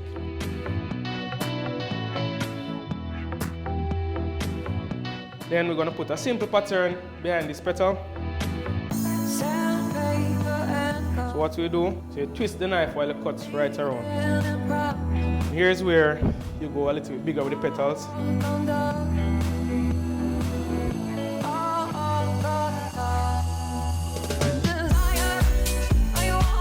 Carving classes is where they will start you from, because this is the basics. You teach about the cuts, and here's where you advance from to do more creative stuff.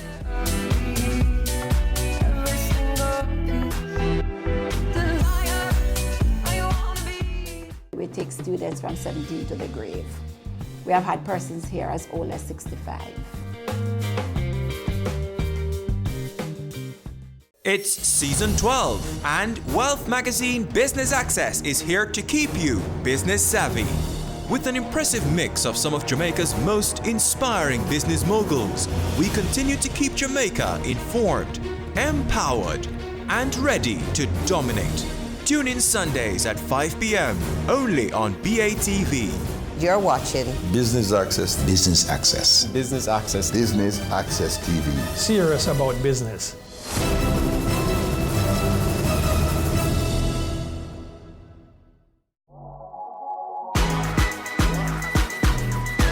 The Good Life, your trusted source for useful health and wellness information, lifestyle tips for the mind, body, and soul.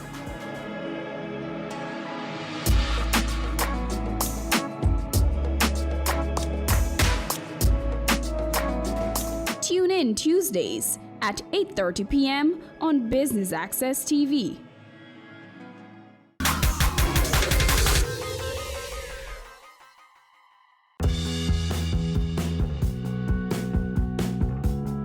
Sure.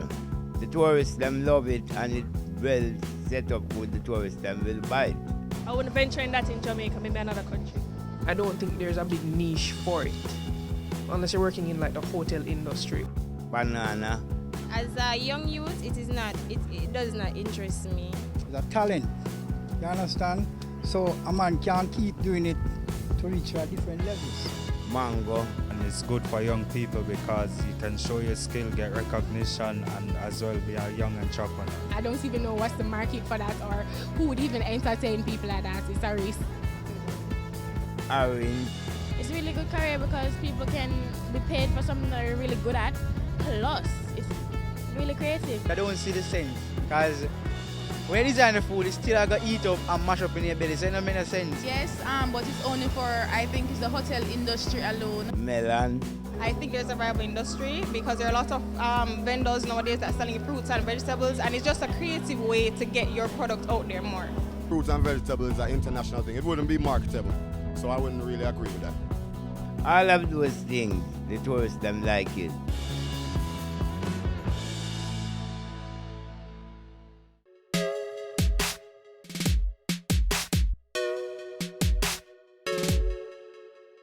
I loved it from I was a child going to high school, being one of two males who pursued food and nutrition at Manchester High. It was a love that I got from seeing chefs on television, reading, you read it in Observe and stuff like that. I was always creative. My father, he's a chef, so I got some ideas and I saw things that he did. I love food, so that's a drive that I got to come into this industry. Heart Trust is the best place to come because one, is cheap and it's convenient. Hart College of Hospitality Service, formerly the Runaway Bay Hearts, is a place that has a hotel on campus, so there we get our own hands-on experience. Over the years, the Hart Trust has been able to produce some of Jamaica's best trained professionals. We talked to Mrs. Dyer about the history of the institution, how it's evolved, and how to get enrolled to become a certified fruit and vegetable carver. We started out as the Runaway Bay Academy for Tourism Skills in 1986. At that time, we started out with 75 students. But within 6 months, we added another 120 students because our residential area had been completed at that time. Fortunately, I was among that first batch of students that came to this institution. We evolved into the Runaway Bay Hart Hotel and Training Institute in 1995. And at that time, we also moved away from offering just level 1 to the addition of level 2 programs. Our level 2 programs at that time involved housekeeping, food and beverage service, front office, and our culinary program. The first level 2 culinary program that we offered was the Commis Chef program. And with the Commis Chef program, the students were expected to learn aspects of fruits and vegetable carvings. The Commis Chef program is offered in maybe about 13 of our Hart institutions. We have 26 Hart institutions, but they are not all hospitality institutions. Runaway Bay is the only straight hospitality institution within Hart Trust. We also offer the program during the summer for persons who don't want to come in to do a full program. They would just rather be able to do the fruits and vegetable carving so they can nice up their birthday parties. They do fruits and veg carvings for weddings. So we do offer it in the summer.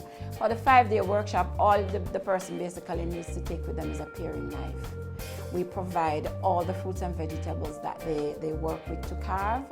And if they have a carving set, because you can get a fruit and veg carving set to purchase, they have the carving set, no problem, they can take that along. But basically all they need is a paring knife.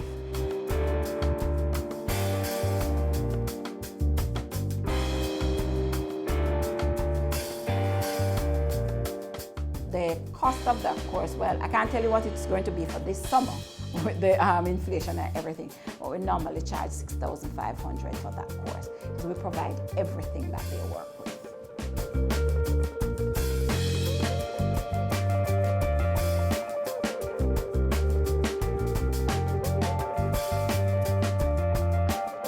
Persons pursuing the Commis Chef program, there's an administrative fee of $3,500. That is all they pay for the year. They don't pay for textbooks, they don't pay for lunch, they don't pay for use of the library, they don't pay for training materials. All they pay is that administrative fee. For the Hart Trust NTA, we require the persons to be 17 years of age. You do not have to have subjects. There is a diagnostic test that you have to sit. The diagnostic test is not to say whether you have passed or failed. It tells us where you are. The Hart Trust NTA have facilities in place where they will work with those persons to get them up to the level where they are reading and doing arithmetic at least the 9th grade level to move into a heart institution. We take students from 17 to the grave. We have had persons here as old as 65 who have come into the institution for training. If you have CXCs, you do not do that test. You move directly to our interview listing. You must be interviewed to enter the institution. Because the hospitality industry, we have to ensure that persons who go into that industry are persons who have the aptitude for hospitality. Because if you don't, it's going to be futile.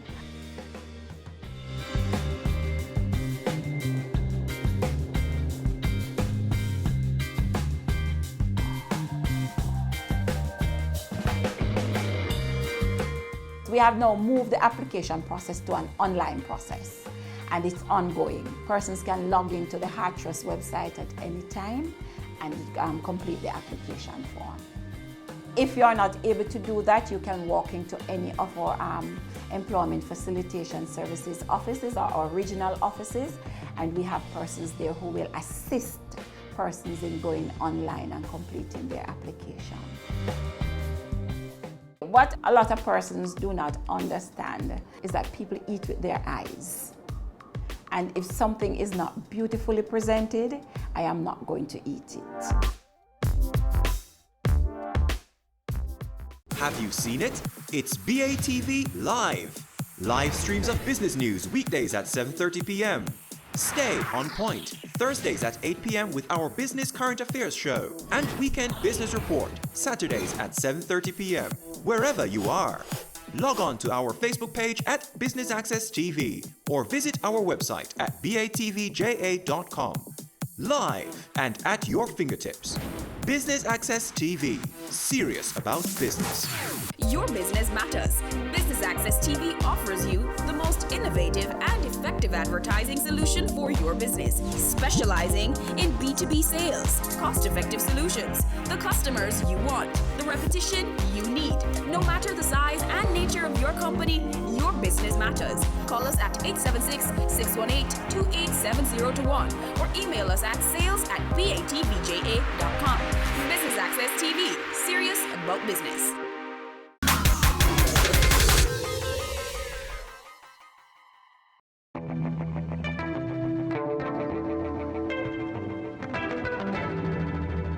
To get a better appreciation of this career, one, you have to do your research. If you research on some chefs that started from nowhere and use their skills and talents. Fruit and veg carving is a wonderful craft. It brings out your emotion a lot. It allows you to be creative and you have to think a lot. Because if you have 3 weddings and each person say they want something different, you have to come up with something different, you have to be very artistic. No, you don't have to be able to try to start doing fruit and veg carving. It's just practice. They teach you to be patient also. Well, you have to have an open mind, as in willing to take criticism, willing to learn, willing to fall down and get back up. Because I didn't start here. Where I started was simple flowers where people used to laugh after me and say, oh, that don't look like a flower. But now I can say, yes, I'm proud that after persistence and sticking to what I love, I'm able to do more things than even persons then are able to do now. My experience has a lot of ups and downs. Coming into an industry that you have to be fast-paced, you have to be on your feet for long hours, you have a lot of tasks to do, multitasking, getting burns and cuts, and people laughing after you when you do something wrong at times. But at the end of the day, it's a love that you have for your career that will bring you through. It gives you a lot of experiences and also allows you to meet a lot of persons. There's money to be made from fruit and veg carving, or garmager as it's professionally called. Especially, I said, you have to market yourself. You have to show people what you can do. There are a lot of weddings in Jamaica. They want a fruit and veg carving to make their event different. So if you tap into that market, surely you can make a lot of money. If you also invest into having your own business card and having your own catering company, or you do joint venture with hotels and catering companies, you can make a lot of money out of it. Well, if you're going to consider this career as a chef, especially as a garmager, you have to read a lot, do a lot of research. Make sure you love it, because a lot of times you'll be discouraged, persons will bring you down. It takes you more than the frying planting at home to creating more delicate items, a lot of desserts. You have to, if you love fruit and veg carving especially, practice drawing, man. It's a starting block. Once you start, you can make a difference.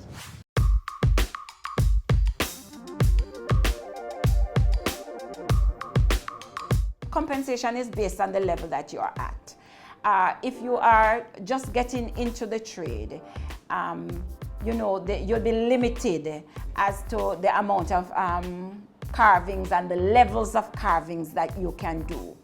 But the person who is a full-fledged carver, who becomes a stylist, there are mega bucks out there to be had in those, because these are specialist careers. So I can be a chef de partie and I'm a food stylist on the side. And my food stylist position would earn me more than what I'm earning in my regular chef de partie job. It depends also on where you work. We have persons out there who have done it, who have gone out to work as entrepreneurs. They go out and they work as carvers for weddings. A lot of them end up becoming food stylists. So they would go from event to event, and all they would do is do the fruits and vegetable carvings for those events. And just to note that the food stylist is one of the most, even though it is emerging now, is one of the most sought after persons in the culinary world at this time. The person who is a specialist carver, he works maybe an hour, 2 hours at most to get his carvings out of the way, and he's paid and gone to another job. What a lot of persons do not understand in culinary is that people eat with their eyes. And if something is not beautifully presented, people are not going to eat it. And it is mostly used within culinary. So persons outside of the hospitality and restaurant industry really do not have an appreciation for fruit and vegetable carving. The challenges working in the hotel, I don't envisage a lot of challenges there, because it becomes part of their function in the hotel. On the outside, working independently, I think the major challenge is persons' appreciation for the work that they do. A lot of persons who are not able to appreciate what they do will try to say it's not worth it, it's not this, it's not that. But I think that is the major challenge that persons would face. Careers in fruit and vegetable carving have already begun to gain notable recognition and are now sought after. So much so that the Runaway Bay Heart Institute has already identified a way to equip itself and meet the demand for training. Future plans for the fruit and vegetable program is where we basically will now have to sit with our standards unit to develop not just it being a part of the CommiChef program, but develop a certification program for fruits and vegetable carving. But I can only say to persons that if you do not have a passion for the culinary arts, don't start it. It is tiresome, it's long hours of standing, and you have to love it to do it. When I move on from here, hopefully I'll go for some international experience, because Jamaica, we have our own cuisine and it's mixed with others, but when you go to a place like France, which is a mecca of the culinary world, and you get your experience and you come here and you put your own twist to it, and then you can use that to start your own business, that is where you can make a difference. So when I leave here, hopefully, I start my own business with the fruit and veg carving, also my own catering company, where we have a difference, because not only will we offering good food, we're offering good service. Like you said, why would I carve the food and I'm going to eat it anyway? But why would I not carve the food so when I present it, it's a reflection of me. It's a reflection of the skills that I have. And what it is basically saying is food is not just there, or fruits and veg not just there for you to chop up and put in a pot and eat. There is beauty in it. And until persons can appreciate the beauty of culinary, of food, of fruit and vegetable carving, they will not understand that if my eyes can't appreciate it, my stomach won't.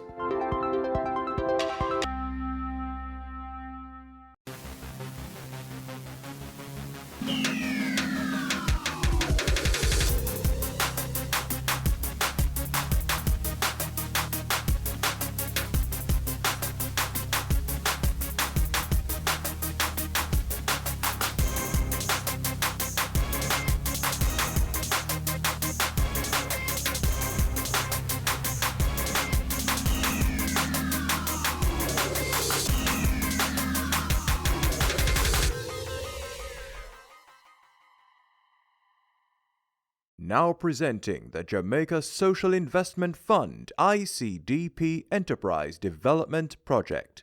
Entrepreneurial Grant, Business Pitch. This project is a $100 million grant that's seeking to target 50 small and micro business enterprises and give them training, capacity development, equipment, permits and license towards the development and the viability of their business. We have made a call for proposal in March of this year for entrepreneurs to submit for the opportunity to receive a grant between $1 and $5 million. We received more than 500 applications, and so we have now shortlisted them to 100. So we've invited that top 100 applicants here today, and they're going to have to pitch their business idea to a panel, and of the 150 will actually transfer and win the opportunity for the grants. One of the primary objectives of what we're doing here is employment. We want the business to be able to sustain not only the principals as the owners, but we also want the business to be able to employ at least 2 people. The next part of it, as we do in all of our projects like this, is it provides a learning instrument of how we can engage small and micro enterprises and take them to the next level. Why we're doing this rigorous process? Because we want to identify the best potential entrepreneurs for this project. And keep in mind that we are speaking about a loan, so we want to ensure that the applicants are committed, and that from a sustainability point of view, that upon receiving the support from JSIP, that in 2 or 3 years, the enterprises will still be operational and the broader objective of the project would be achieved. Once we have now equipped them and they should be ready to start their production and going, we'll then have a mentorship component.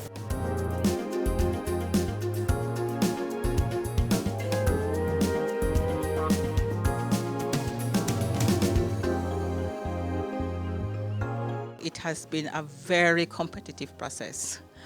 Jamaica is filled with persons with drive and passion.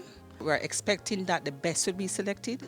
And then for those who are not successful, we are also hoping to link them to other providers of services, because I'm telling you today, from what I've seen, it is an excellent, excellent, excellent opportunity.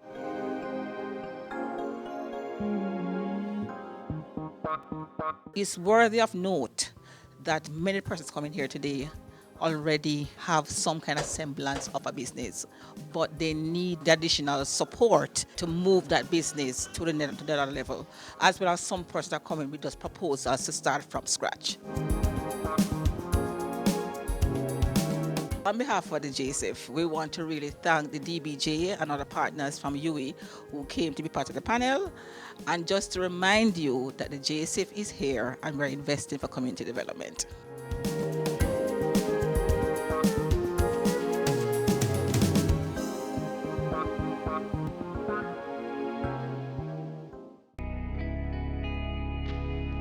Our women are the backbone of our society. They deserve to be protected and respected. Domestic violence is not okay. Speak up and speak out. No more violence against women.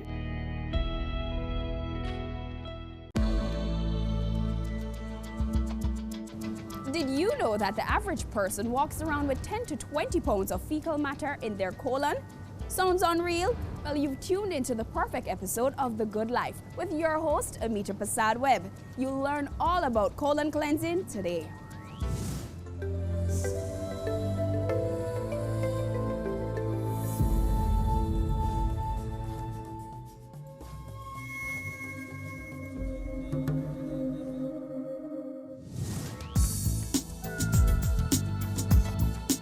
Hi, Ms. Donaldson. Hi, how are you today? I'm great. How are you? Very well, thank you. I've heard a lot about colon cleansing. Wow. And I'm hoping that I've come to the right place so I can learn some more. Oh, sure. I think you have.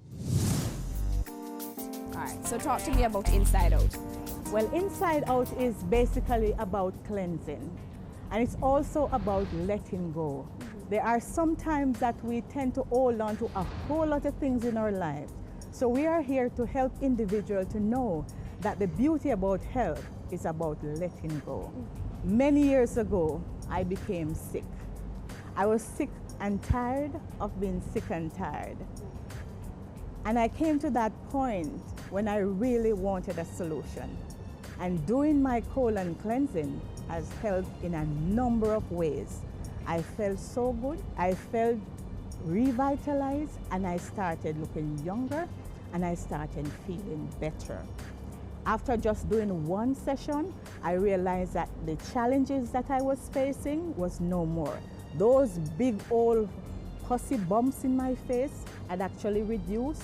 My immune system was now intact, and I was feeling very energetic. It started like about 20 years ago, and I'm still liking it because there are other people who are just very appreciative in the rewards that they're getting based on what I do. So if you want to find out more about what I do, then we can go on the inside. All right, let's go inside, Ms. Donaldson. Come on in. Thank you. So, like I was saying, that I started colon cleansing many years ago because I was very sick. And somebody told me about the Hippocrates Health Center in Florida. They had introduced me to the whole benefit of doing colon cleansing. And I did one session, and just having done one session, I felt very good. And so I said to myself, at that time I was working in a corporate office doing auditing, and I said, I'm not going back. This is what I want to do. I want to help somebody to change their life, because if I can be benefited, I'm sure there are a whole lot of other people who might be having the same problem, and this might be their solution or their way out. I went away and I studied this, and I came back, and it has really been rewarding in the sense that other people were also getting their lives back together. They were feeling better, they were looking younger, and they were now testifying that this whole modality is very useful. What is the colon, and what is its primary function in our body? Our colon is the end of the digestive tract. It is otherwise called the tripe or the large intestine. A lot of people would refer to it as the tripe. They know it as the tripe. But other people will say it's the large intestine. And the large intestine is usually 6 feet long, which is the height of most persons. So we eat a piece of yam, and for most times, some people don't even realize what is going on. So it's been chewed, and it goes straight down inside of the stomach to be further broken down into a very semi-liquid solution.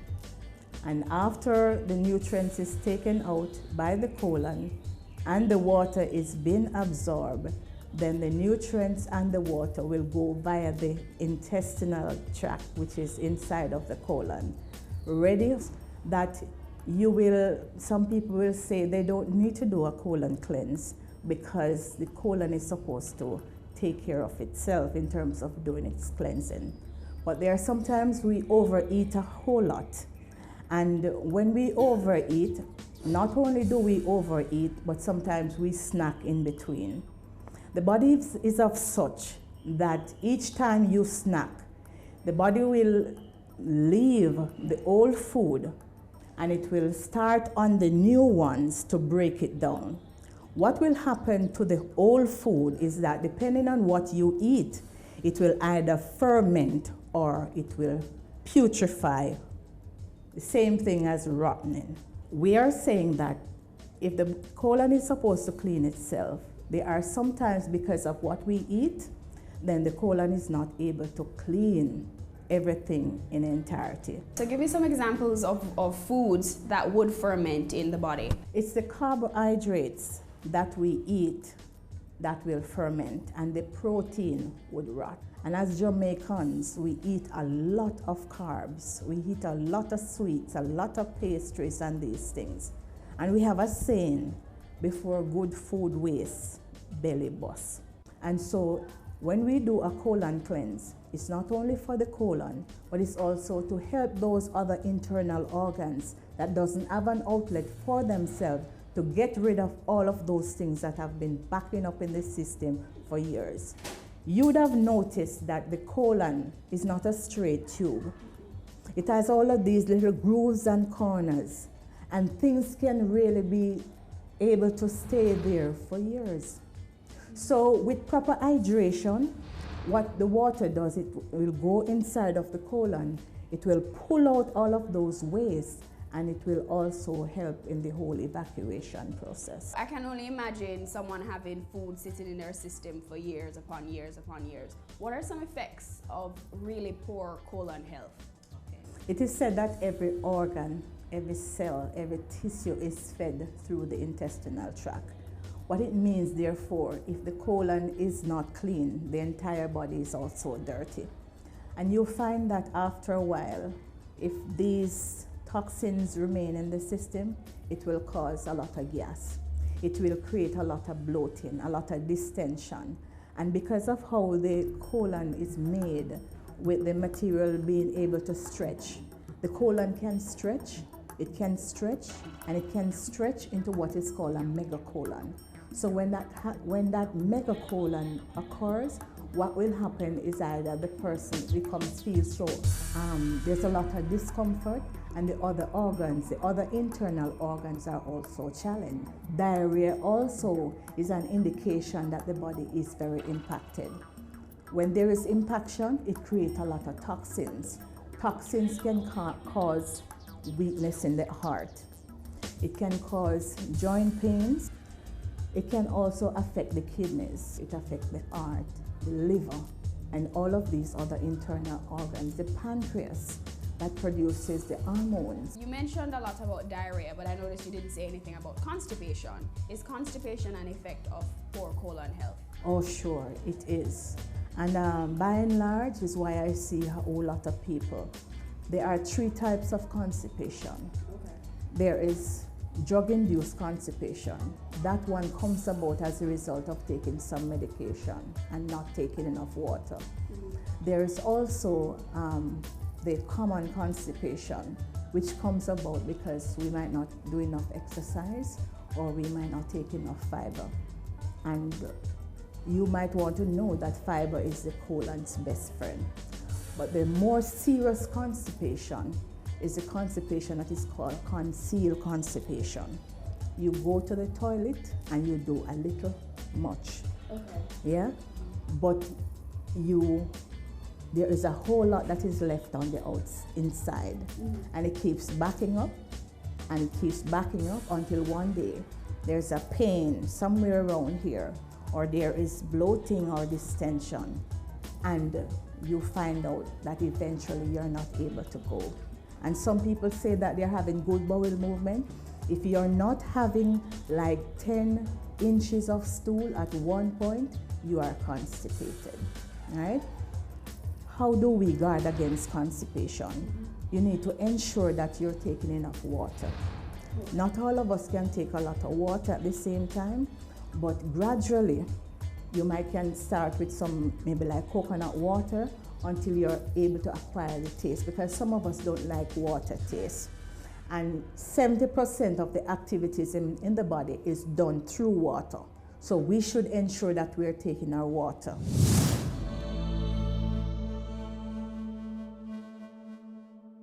It's Island Hour, it's Island Hour, it's Island Hour. Bullseye for Eyes Summer Sale. Try your luck at the Bullseye and get up to 40% off your frames. Land on the Bullseye and your eyeglasses are completely free. This summer, July 15th to August 31st, everyone is a winner at Island Eyewear. Conditions apply. Call 630-1180 or visit islandeyewear.com. Island Eyewear. Your price, your style. They say it takes a village to raise a child, but the world will one day need the leadership of that child. The time you spend with your child matters. It stimulates their minds and shapes the way they act. Talk with your children. Help them to better understand the world around them and to value what is truly precious. Above all, the most valuable gift you can give them is love. Play, talk, teach, love. Take the time. It makes all the difference. A message from the Parenting Helpline and Ad Council Jamaica. Welcome back to The Good Life. If you are just joining us, we are talking to Mrs. Debbie Donaldson from Inside Out about colon cleansing. But before we get back into that, let's check out our Need to Know feature. This week, we're exploring colon cleanse on The Good Life. Here are some things you may need to know. It can take anywhere from 12 to 48 hours for the food that you've eaten to make its way through the colon. Factors that affect transit time include race, gender, typical diet, and the amount of physical activity. Your colon absorbs about a quart of water each day, so drink up. The colon is full of microorganisms known as microbiota. Because of the important role they play in enhancing digestive health and immune function, the use of probiotics as supplement food has gained popularity. So if colon care is so important to our well-being, why isn't it stressed more for us to, take better care of our colons? There are some people who really don't value colon cleansing because they think that they can pop a pill and it's all gone. But I will say that colon cleansing is not a cure-all, but it's very valuable. A lot of people think this is a private issue, but if it is when the colon become a cesspool, that's where the problem is. Because just imagine the people who work at the dump were to go on strike. What will happen? There would be a whole lot of chaos. And so that is the same thing that will happen to the colon. It's not stressed more because a lot of people depend on secondary information. They don't like to read for themselves, and so the information that they get is the one that they hear say, this can help, but they never read, right? We have reached a situation, we have reached at a time in our whole experience in the world where people are now taking their health in their own hands. And they are making sure that they're reading the information for themselves and they are applying it to their daily lives. It's what you do with the information that you get that will help you. Talk to me about colon cleansing or the procedure that will be taking place today.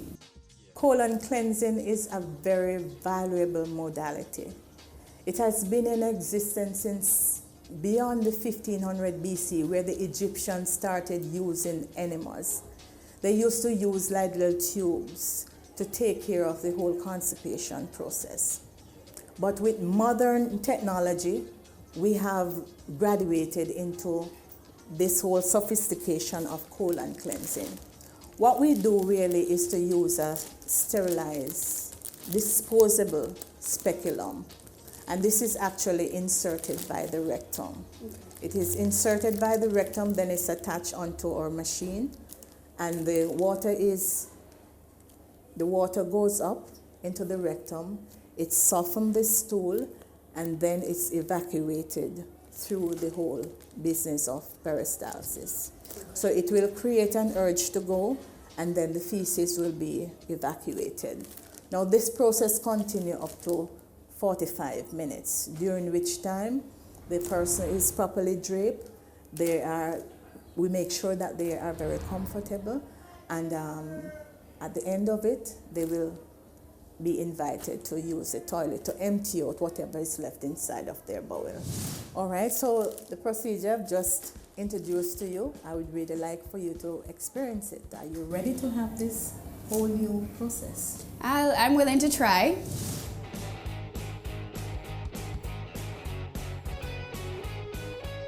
I will make the insertion so they cannot see that. Quick question. Does the organ resist it? No. Meaning, does it just shove it out or? Turn on your side? Oh, Lord. Bend this foot? Bend this foot? Yeah, straighten that one. Straighten the other one. Okay. Oh, my Lord.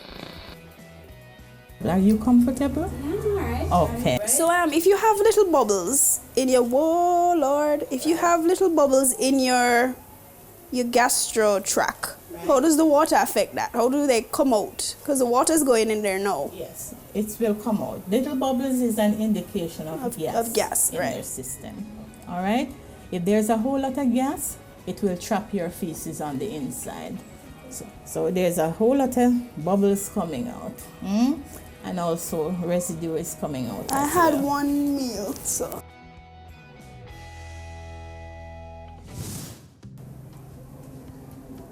All right, so that is one bottle. What do you mean that is one bottle?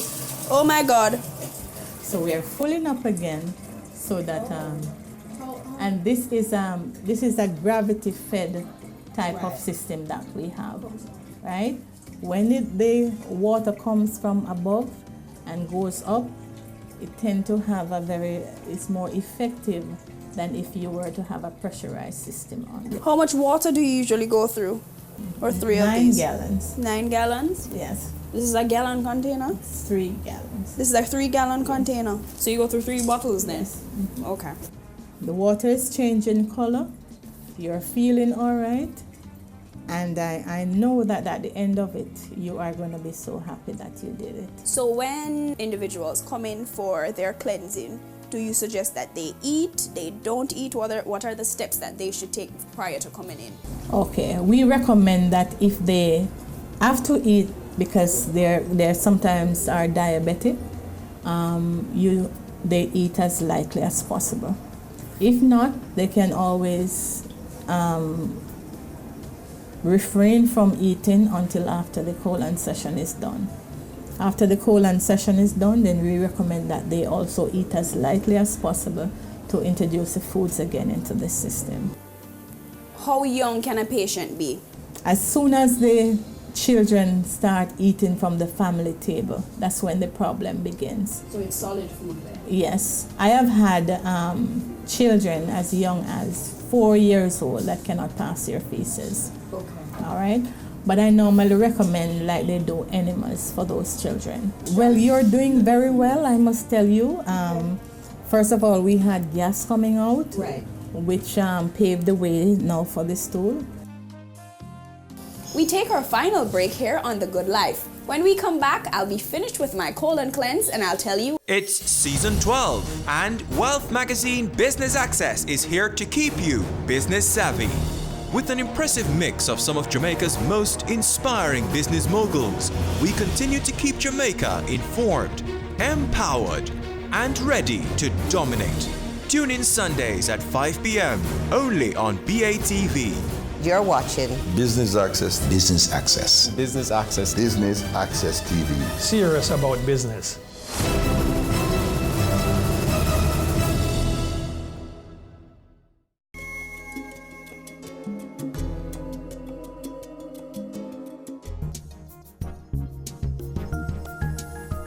Welcome back to The Good Life. I'm still finishing up my colon cleanse. I'm on my last gallon of water, but in the in-between time, we're going to talk to Mrs. Donaldson about the myths associated with colon cleansing. Okay, so a lot of people are of the view that if they do colon cleansing, it can rupture the colon. I don't know what other people do, but I know what I do. And once you have a good therapist, somebody who is properly learned, somebody who has really been trained in the art, then we should have, once they have observed all of the indication and contraindications of colon therapy, we should not have any problem. A number of persons say they would have lost good bacteria. Yes, you would lose good bacteria. But if the body is overtoxic, sometimes persons might not have any good bacteria at all. Right. So it's always good for the persons to clean, and at the end of the cleansing, they can supplement with acidophilus. They can replace their good bacteria. And once you're eating your fruits and vegetables, you will automatically replace your good bacteria. Do you feel like you want to go now? I do. I really do. Okay, we are at the end of it. We're at the end? Well, thank you, Mrs. Donaldson. You're welcome. Hi. I see you have survived. Yes. How do you feel? I know I'm hungry. You're hungry? Yeah, I'm hungry. I Okay. feel a little lighter, but I think I probably have to wait wait the entire day out to see how I really, really feel. Okay. What are some things now that I should be doing now that I've gotten my cleanse? Right. Or some things I should watch out for? Okay. I want you to make sure as best as possible that you're taking a lot of water. Okay. All right, you need to hydrate yourself more and make sure that you're not eating and drinking at the same time. Okay. I also want you to make sure that you're exercising too. Okay. And you are eating on time and you are watching what your body is doing. Each time you go to the toilet, make sure that you look back at the color, at the size, and at the shape of the stool. It can tell you a whole lot of what is going on in the body. Okay. Yeah? I've had my first treatment today. Right. How many more treatments do you recommend, or do you recommend another treatment? Yes, I recommend that you get another 4 sessions done. Another 4 sessions? Over a 4-week period. Okay. Right. Okay. And we normally have packages for individuals who are doing more than 1 session. Okay. The cost per session is for $4,800. Mhm. If you have to do more than 1 session, in which case you have to, we will make a package, special package for you. Okay. We also have different packages for the civil servants. We have the Father's Day coming up, Mother's Day. We have so many different packages. You could do your colon with your foot detox. You could also do your colon with the body scan that we have here as well. So a number of things. And the body scan helps to tell us what is happening on the inside, so we can advise you better. So based on all the health benefits that you told us about earlier, I will be coming back to Inside Out for my follow-up visit so I could reap all of those benefits. Thank you again, Mrs. Donaldson. You're welcome. There you have it, guys. This was The Good Life on colon cleansing. Remember to stay tuned to next week's episode. And don't forget, the way to good health is paved with good intestines. Until next week, you've watched The Good Life.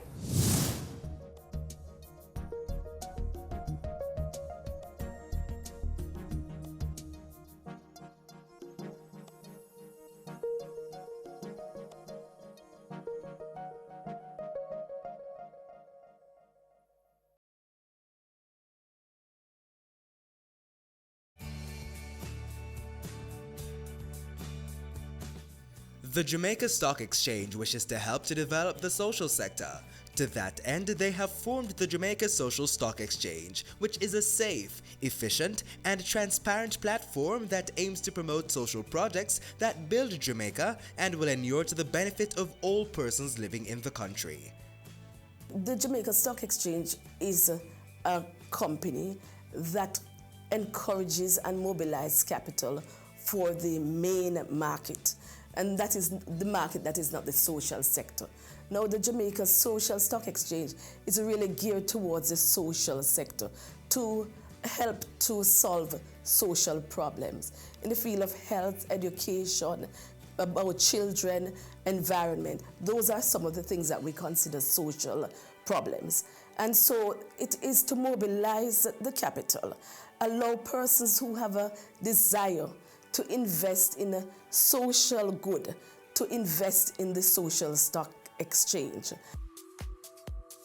It is designed in 2 parts. In phase 1, where we look at social investment, and phase 2, where we look at social impact investment. Now, in phase 1, really what we are saying is it is donation. An organization will have a social issue and design it into a project or a program and invite Jamaicans or persons within the diaspora or the entire world to fund this program. Now in phase 2, you're going to get a return on investment which is not social. You will be getting shares, natural shares, as you would get if you invested in the Jamaica Stock Exchange. And what you'll get is a return on capital, which is possibly dividend or an appreciation in that share. The Jamaica Social Stock Exchange does more than ask for the funding of these programs, but goes beyond that in terms of monitoring, ensuring that these programs are meeting the targets and the reason for them to have asked for funding in the first place. When we look at this new sector, it is important because holistically, if you do not look on the social sector, you do not improve the other sectors. We want to encourage all businesses in Jamaica to have a corporate social responsibility because it is good for encouraging and the growth and development of businesses.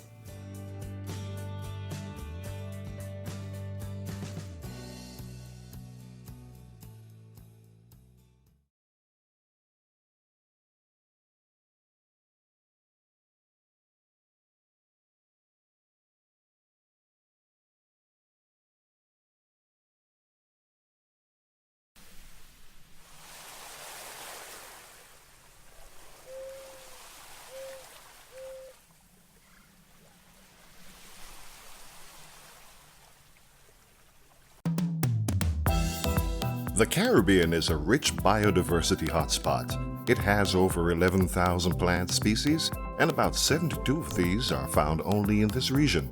This richness also extends to the Caribbean people. Their traditional knowledge of the region's varied natural resources has integrated nature into the economic and health sectors worldwide. It has also drawn many to research and use the region's biodiversity for medicinal, cosmetic, and pharmaceutical purposes. For example, the glaucoma medication Canosol is made from cannabis. However, Caribbean islands have fallen prey to biopiracy, where a country's resources are accessed and developed commercially, but the country gets little or no benefit from it. As the world benefits from the Caribbean's biodiversity, countries need to be compensated for their commercial use. Lawmakers need to ensure that their countries are legally prepared to give access to and benefits from commercial use of genetic resources. To ensure prior informed consent and mutually agreed terms of access established by the Nagoya Protocol, the Global Environment Facility, GEF, United Nations Environment Program, UNEP, and the International Union for the Conservation of Nature, IUCN, are jointly providing support to countries at different levels in order to advance towards functional access and benefit sharing. Under the Nagoya Protocol, countries from which natural resources are obtained for commercial developments are entitled to compensation. It also ensures indigenous knowledge from groups such as the Maroons, Rastafarians, and Amerindians can be credited and compensated if their traditional knowledge has been used for commercial purposes. Caribbean islands are putting the Nagoya Protocol in their legislative framework to safeguard their country's biodiversity and traditional knowledge. Let us all work